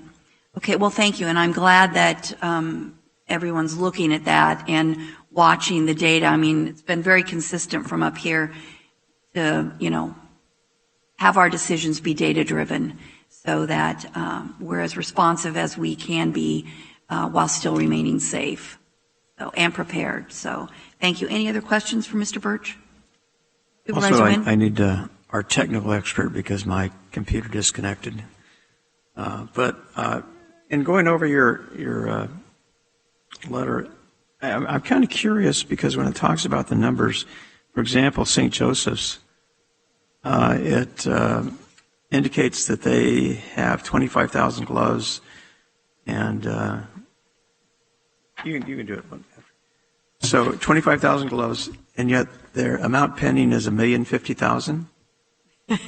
They on day one they put in a million glove order with us through the medical mutual aid system, but they have reported that they continue to have gloves themselves. So that order is essentially pending in our office. A million? It's still pending? They haven't modified it or reduced it? Or? They have not modified it or reduced it, and it still shows as pending, and we are attempting to meet their request as resources are available. Is that the equivalent of 10 years supply? I think I'll let St. Joseph speak to that. Okay. The other question was, there is for example, a request for gloves, and well, actually, some of them say they didn't have any gloves dispersed, and they're not asking for any gloves. Some are asking for 4,000, for example, and I guess my question is, for example, San Joaquin General has 53,000 gloves, 53,400, and Kaiser Hospital is pending a back order of 50,000 gloves, and they currently have zero or had dispersed zero. I guess my question is there the ability to share resources until somebody gets their order and then they return those or whatever? Yeah, Supervisor, that doesn't really show the whole picture of the medical distribution that we have, because one of the things that we do is we have screening tools that we work with all the hospitals. So they actually have gloves today, but they still have requested that. So we're not denying their request, their ability to request gloves, but they currently have gloves available to them today. And if they were, and we track their burn rates and how many they say they have stock on hand, so we know how to properly disperse when the equipment does come in. So I feel fairly confident that Kaiser, or that all of the hospitals have the PPE that they need today to do their procedures, but we are trying to honor their requests that they've submitted to our office to process those orders. Okay. So is there any kind of reporting on inventory on a weekly or monthly basis from the hospitals? No, sir. So they don't actually report their inventories to us. What they do have is formulas that the state has asked us to request when they submit orders to the medical mutual aid system. They're supposed to provide us with the statistics of the stock on hand and their burn rates. And no hospital is supposed to ask for more than a 2-week supply of supplies through the medical mutual aid system. And that's what we're vetting as we process orders.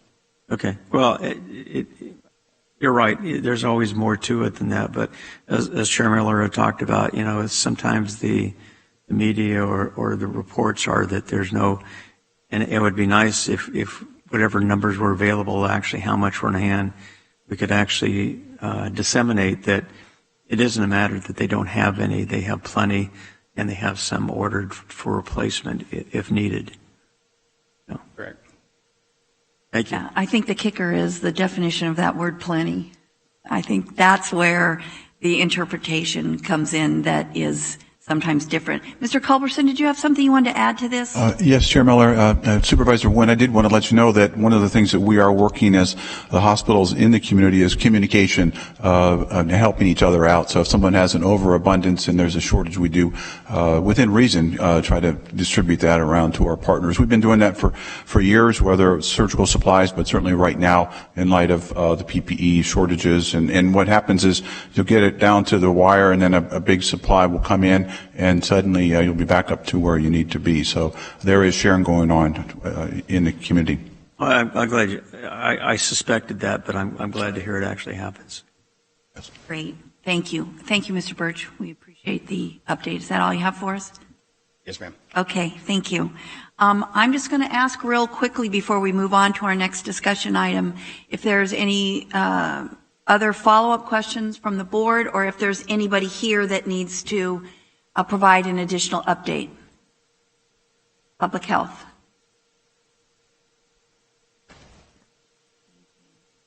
Blackwell Rodriguez. Good afternoon. I just want to provide a little more transparency about the magnitude of work that is going on behind the scenes at Public Health. I'd like to remind you that I do not have a public health army stashed anywhere, and that the work that we're doing is happening with less than 240 employees. That is serving a population of 750,000 people. So behind the scenes, we already know that we're providing laboratory testing that supports our local healthcare system. You know that we have disease control and prevention teams that are working on COVID, but what you probably don't know is that we are mandated by statute to continue a lot of other essential services, and that the other communicable diseases out there didn't get the memo that COVID is our priority right now.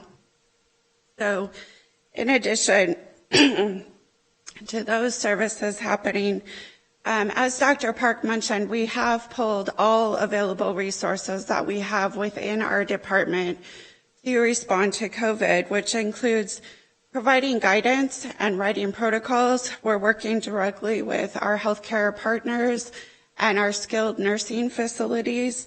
We're working with Project Roomkey and providing guidance for homeless shelters and community-based organizations.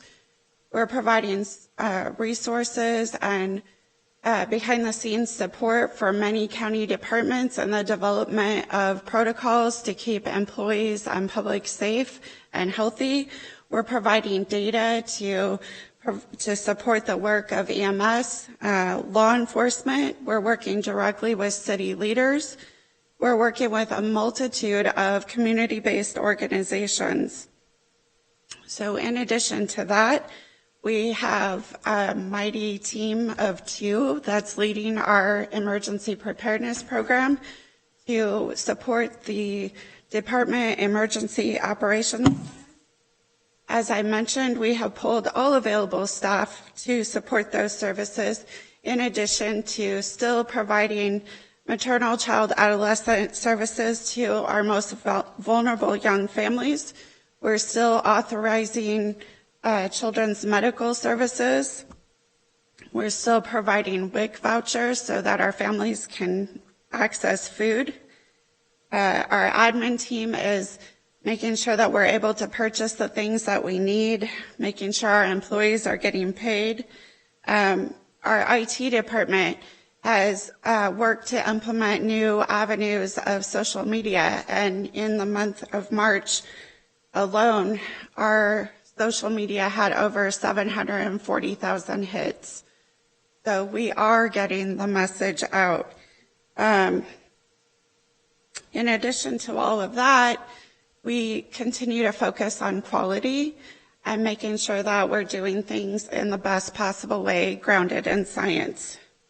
So all of the work that we do is based in data, and we're very fluid and flexible based on what the science and the data is showing us. I will tell you that all hands are on deck, and as we see our numbers continue to increase, you will see that public health will be putting in a formal resource request for more staff from outside areas of the county to support the COVID response. Our team is working 7 days a week. Many of our staff is on call 24 hours a day. So we have made an effort to maintain our workforce, to make sure they're healthy, that we're rotating schedules to make sure that people have some downtime, and we're doing fun things to maintain morale. Some of those things included a hashtag contest, which you will see that now the county, not just public health, but a lot of the social media content has SJC-specific hashtags, and those were a result of a contest that we did to engage our employees. We also try to use humor, and one of the other things that we did to improve morale is to relax our dress code since we're not open to the public for most of our services. But the real reason I'm up here today is to show something that we've been working on behind the scenes. We were able to purchase a dashboard, and this is not public yet because it's taking a lot more time to actually pull the data. Our epidemiologists have been working around the clock on this, but there will be, this will go live on our website by the end of the week, and this is some of the preliminary data that we have on here. The map that is currently shown is in response to some of the communication from the board wanting to know what's going on in your specific districts. So the map actually identifies supervisor districts, and if you click on your district, it will show you the number of outbreaks, the number of cases, and so forth. So the maps take some significant time from our epidemiology team to update, so the maps will probably be updated every couple days. The information on the left is real time. As soon as we update, that will be updated on the dashboard as well. Questions? That's excellent. It's so accessible. It's very visual. It's what we keep hearing about.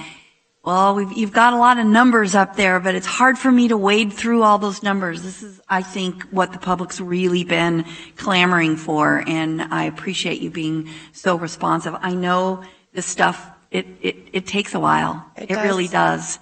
But I know from my constituents, thank you. This is going to be extremely helpful, much more accessible information. Supervisor Wynn? Yeah, thank you, Madam Chair. My question was, you talk about staffing, and Dr. Park talked about staffing, and I'm sure the departments are just as stretched. I know that our Human Resources Director has been working on some of the employees that aren't currently working in regards to that. And you touched upon several things. I understand the maybe the certification or education or whatever that is required in certain aspects, but in most departments there are functions that are pretty much universal across county departments, and I guess from my standpoint, it would seem like we could maybe borrow some of those employees who aren't currently working and utilize them to, if your staff's working 7 days a week, they need some breaks. And so I would hope we're aggressively, as a county, we're aggressively pursuing employees who have the skills or capability of filling in.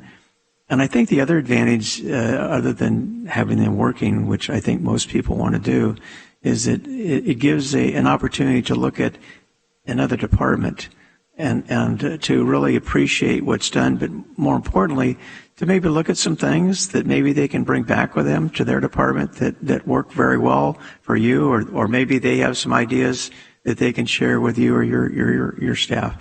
So I just think that, we need to maximize as much as possible our workforce on this, because I know there's been talk in other areas about, maybe laying people off, whatever. I don't think the public wants to hear about the county laying off people during this time of crisis. I think they want to believe, and I think we are doing a maximum effort, in fact, almost a Herculean effort to address this. And I think, when we talk about, well, we've taken, 15 employees from here and we put them over there, I think the public appreciates that they believe that we're doing everything possible to address this crisis. So, and as far as it's kind of interesting because Kern County has a similar map that you had showed, a little different substance, but I agree with Chair Miller. That's what people want. And also, I'm assuming, because it goes like one up, if it goes down, it'll also show that we went down one. And I think that's also important because people are looking for that downward trend. And I think this will be an excellent example for people to, just like I was talking about the Weather Channel, I look at that every day, and it gives me an instantaneous response as to where we are. And I can go to my other valley counties and compare where they are in comparison. So again, great job. Certainly thank your staff for their creativity. Thank you. Supervisor Elliott? Thank you, Chair. You, on your graph there, and by the way, great job on putting together that interactive graph or interactive slide. You have an indication there for outbreaks. Is outbreak defined in there somewhere so that people know what that means?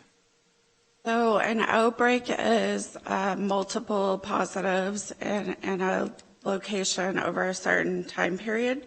And so as I showed you before, you can click on your district and it will tell you how many current outbreaks that we're addressing. Just for your knowledge, all of the outbreaks throughout the county are in assisted living, skilled nursing facilities, or food handling distribution centers. Right.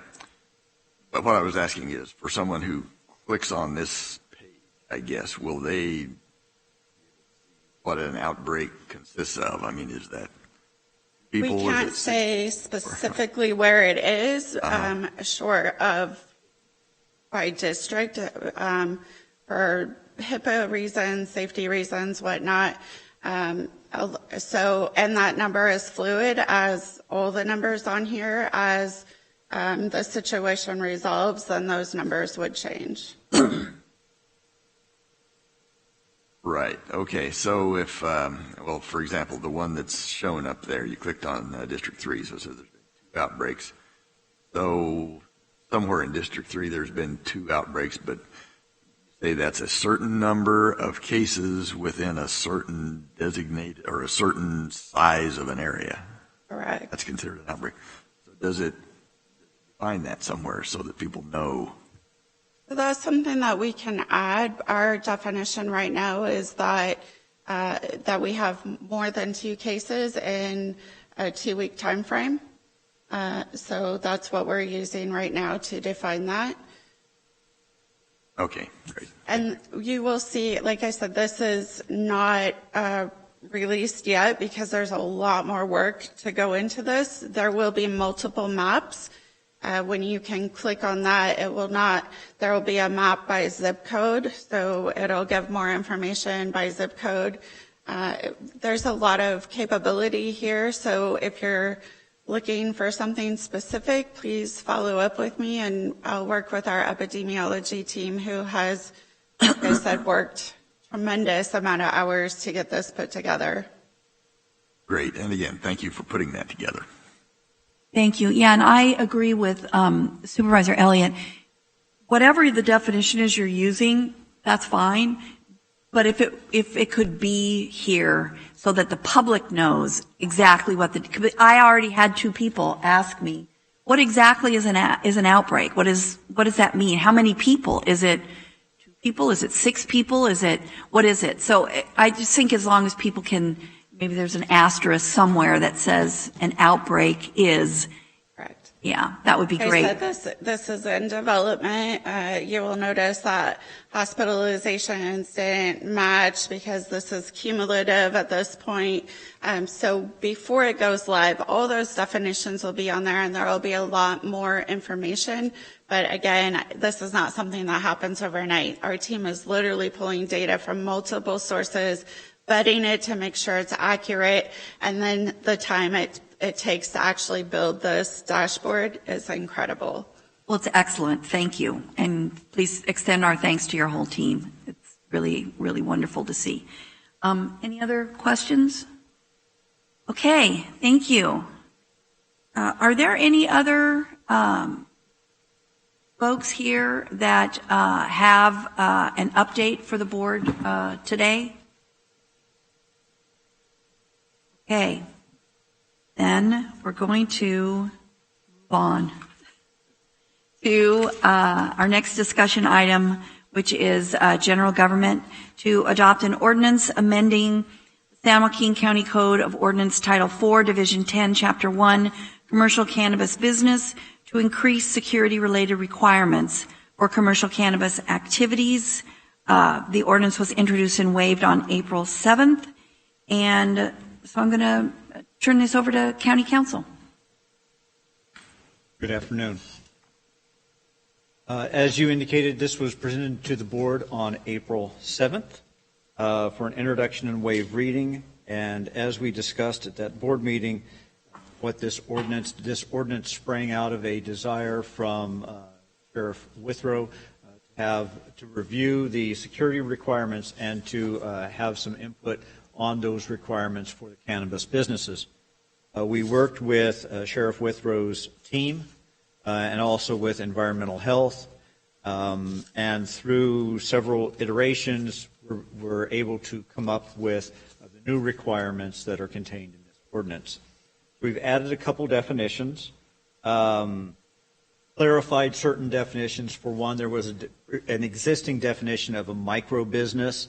We clarified that on the retailer reference to retailer non-storefront. We clarified the requirements for both the site plan and the security plan, because a site plan is a defined term within community development, and because all of these businesses do have to go through a land entitlement process, most of them will have a site plan. We detailed the requirements for the security plan, including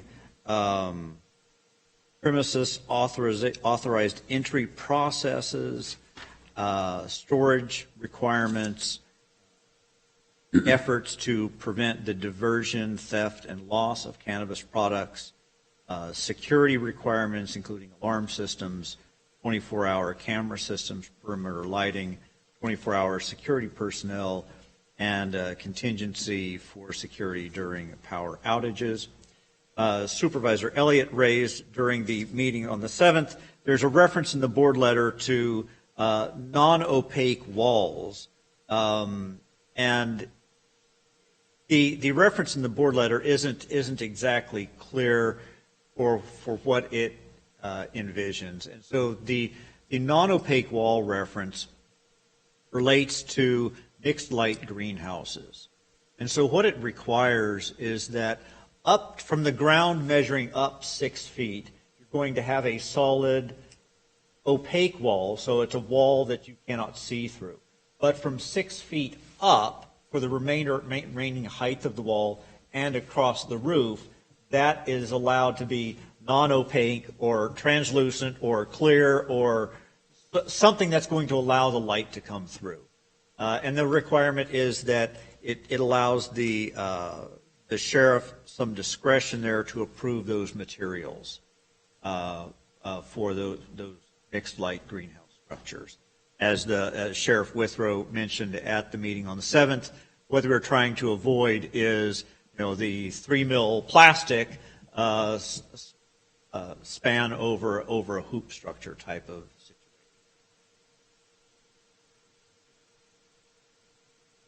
That concludes my presentation. I'm available for any questions if you have. Any questions, County Council? Madam Chair, I wanted Mr. Becker to come to the staff table to at least give the board a quick update on the development agreements related to cannabis. Great. Good afternoon, Madam Chair and members of the board. Just briefly, I am pleased to announce that we have a tentative agreement with our first commercial cannabis company or commercial vendor, and working closely with Mr. Miles and his team, they've been tremendous support. I believe that we are getting very close to having a finalized development agreement for our first commercial cannabis business, which is a cultivator and distributor. Great. Thank you. I believe there was one comment that was received. Madam Chair, a comment was received from Mia Aguera, a local resident who writes, I am asking the Board of Supervisors to edit the current draft of the amendments to Cannabis Ordinance Title IV, Division 10, Chapter 1, to exempt non-storefront delivery from the 24-hour security personnel requirement. At a minimum annual cost of nearly $150,000, it is an unnecessary and financially harmful requirement for licensees, who are mostly small businesses. Non-storefront delivery does not have foot traffic. It does not advertise its location. Discretion is in everyone's best interest with this kind of business. I realize that not everyone on the board is in favor of legalized marijuana, but with 80% of the current marijuana market being illicit, cities and counties need willing legal businesses to convert that market and work with law enforcement. That is how we make the community safer. Please don't make it more difficult than it already is. Established county ordinances require non-storefront applicants to go through a land use app, a development agreement, and the actual cannabis application in order to establish a business in this county. This process alone is a $20,000 to $30,000 investment, much more expensive than other traditional retail businesses in our county. Both state and local mandates already call for meticulous security measures, high capacity, full coverage video surveillance, controlled access building, additional exterior lighting, security alarms. Most people in this line of business use a 1,000-pound safe bolted into the ground to store inventory. Annual expenses run over 40% higher due to tax restrictions, annual licensing fees, and local taxation fee implementation. Don't make the guidelines so restrictive that we can't build these businesses here. They are already here, they just aren't legal, and people like me want to change that. Thank you for your time. And that concludes the comments that we've received. Thank you.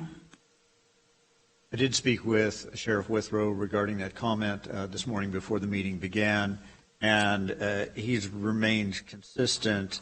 His view is that anything that reduces the opportunity for theft in the middle of the night.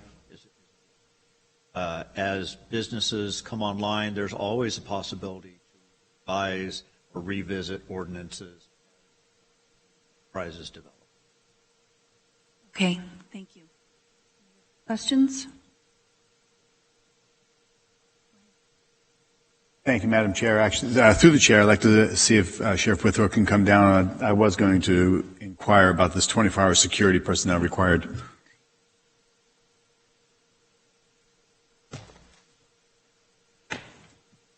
Thank you, Sheriff, for being here, the length of our meetings. Absolutely. Always a pleasure. I did want to review, and I'm not sure what's being done in adjacent counties as it relates to what their best practices are and what they've seen, if there's a spike in crime when it comes to, I think in particular, as this person had written in, the delivery locations that aren't expecting foot traffic. So let's say, for instance, somebody has a concrete building, a steel door, monitored cameras, 24-hour security and cameras and lighting and all this stuff, and they're not operating from 10 p.m., just imagine, 10 p.m. until 10 a.m. So there's 12 hours where they really may not need to hire somebody to sit in a car or stand on site at premise.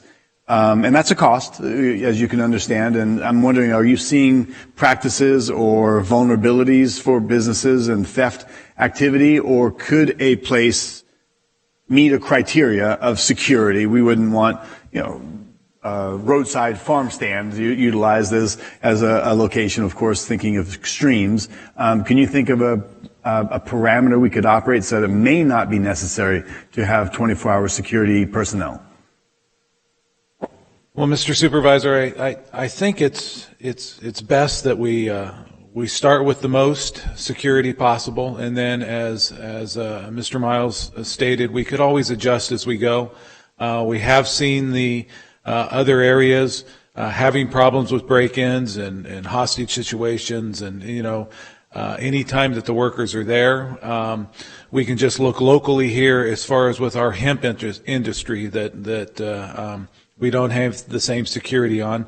Just last night on our log was another break-in at one of our hemp facilities, cut through the fence, broke into the building itself, did only about $300 worth of damage getting into the building, took $10,000 worth of product. This is the fourth break-in at that facility, and it's because they don't have the same level of security.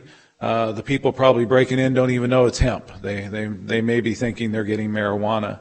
And then the places that we know are cannabis and that these guys are specifically targeting, it really becomes a huge risk for our officers that are arriving on scene because there is so much. This is a cash business. Whether they have the 1,000-pound safe there or not, that doesn't deter people from trying to get at it.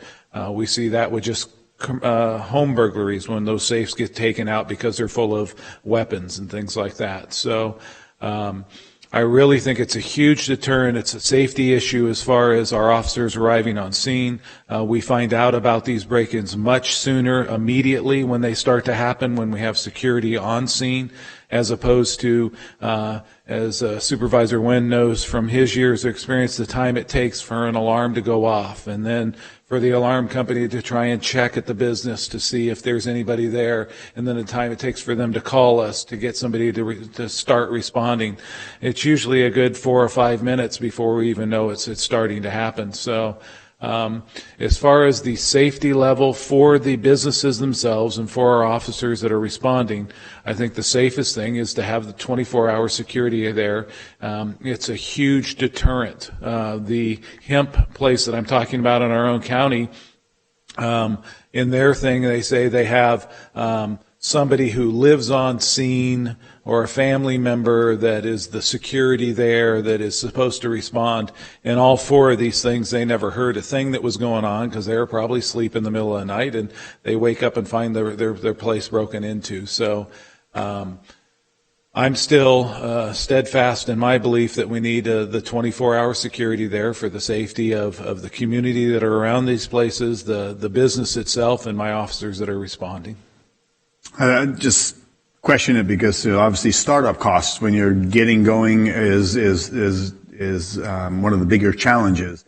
So I'm wanting to think that we could do something that's it's suggested parameters of security, and then maybe somebody who could be hired from your office to come on out and sign off on maybe they have adequate measures. I mean, again, they could have a vaulted building that's concrete, one big, huge, heavy steel door that brings you in and out, and nobody's there from 10 p.m. until 10 a.m., and you've got no real risk. You've got cameras, infrared, you've got recordings, you've got everything possible. Your product is locked, safe, secure, versus being in an old storefront in a location that may not be as secure. Would you be open to something like that? Well, I'd like to just stay steadfast in what we've got, what I've asked for in this, and again, we'd be more than willing to revisit it in the future. I think maybe we get a little time under our belt, see if there is no no break-ins or attempt break-ins or anything like that occurring, then maybe it's something we could revisit. I'd like to set a standard here in San Joaquin County where they go, don't go to San Joaquin County because everything's too tight, and it's not worth risking it because there's no way that you're going to be successful in trying to victimize these places. So, but that comes up to you guys. You get to approve this in whichever way that you guys see fit. But I think safety-wise, I think our public would feel more safe having the security on scene there 24/7. It's just another deterrent to keep somebody from even trying to get in there, even if the place is a huge brick building or anything like that. So. Have we seen in Stanislaus or Sacramento, which is obviously adjoining us, and there's delivery service coming out of there serving San Joaquin County? Do we know what their practices are, what the requirements are at those operations, and any vulnerabilities or track history of break-ins at delivery establishments? You know, I don't know for sure. We looked at their ordinances when we were crafting our own. I know they've had several type of break-ins out there, especially on the one that was out on Highway 132 out there on Mays. That crew came over from the Bay Area and were hitting it. But I can't quote it for sure. I'd have to during check the day with of the night. Dirksey. Sorry, during the day or the after hours during night? It was after hours. Yeah. Okay, thank you. Thank you. Thank you, Sheriff. Any other questions? Will we receive any additional public comment? No, we have not. Okay. Then if there is no other questions, I'm looking for a motion and a second to approve the ordinance amendment. I'll make a motion to approve.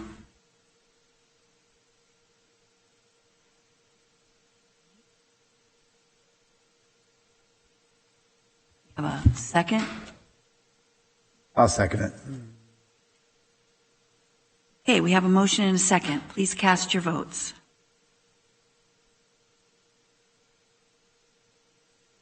And that is approved 5-0.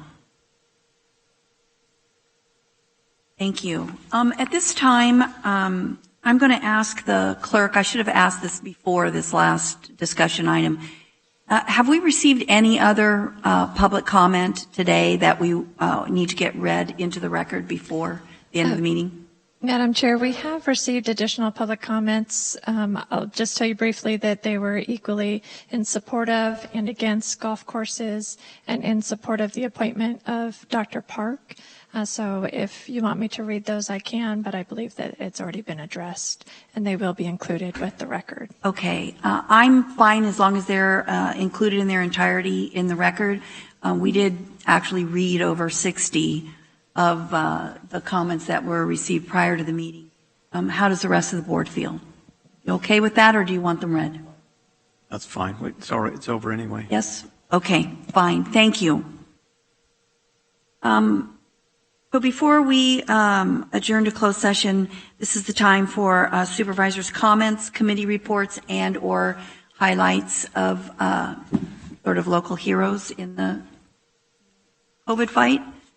I'd like to recognize our fellow board member, Supervisor Tom Patty. He organized a barbecue for all the local hospitals throughout San Joaquin County. We fed, how many thousands of hot dogs? 2,100 people. 2,100 people, and he organized it, and I want to say great job, Supervisor Patty.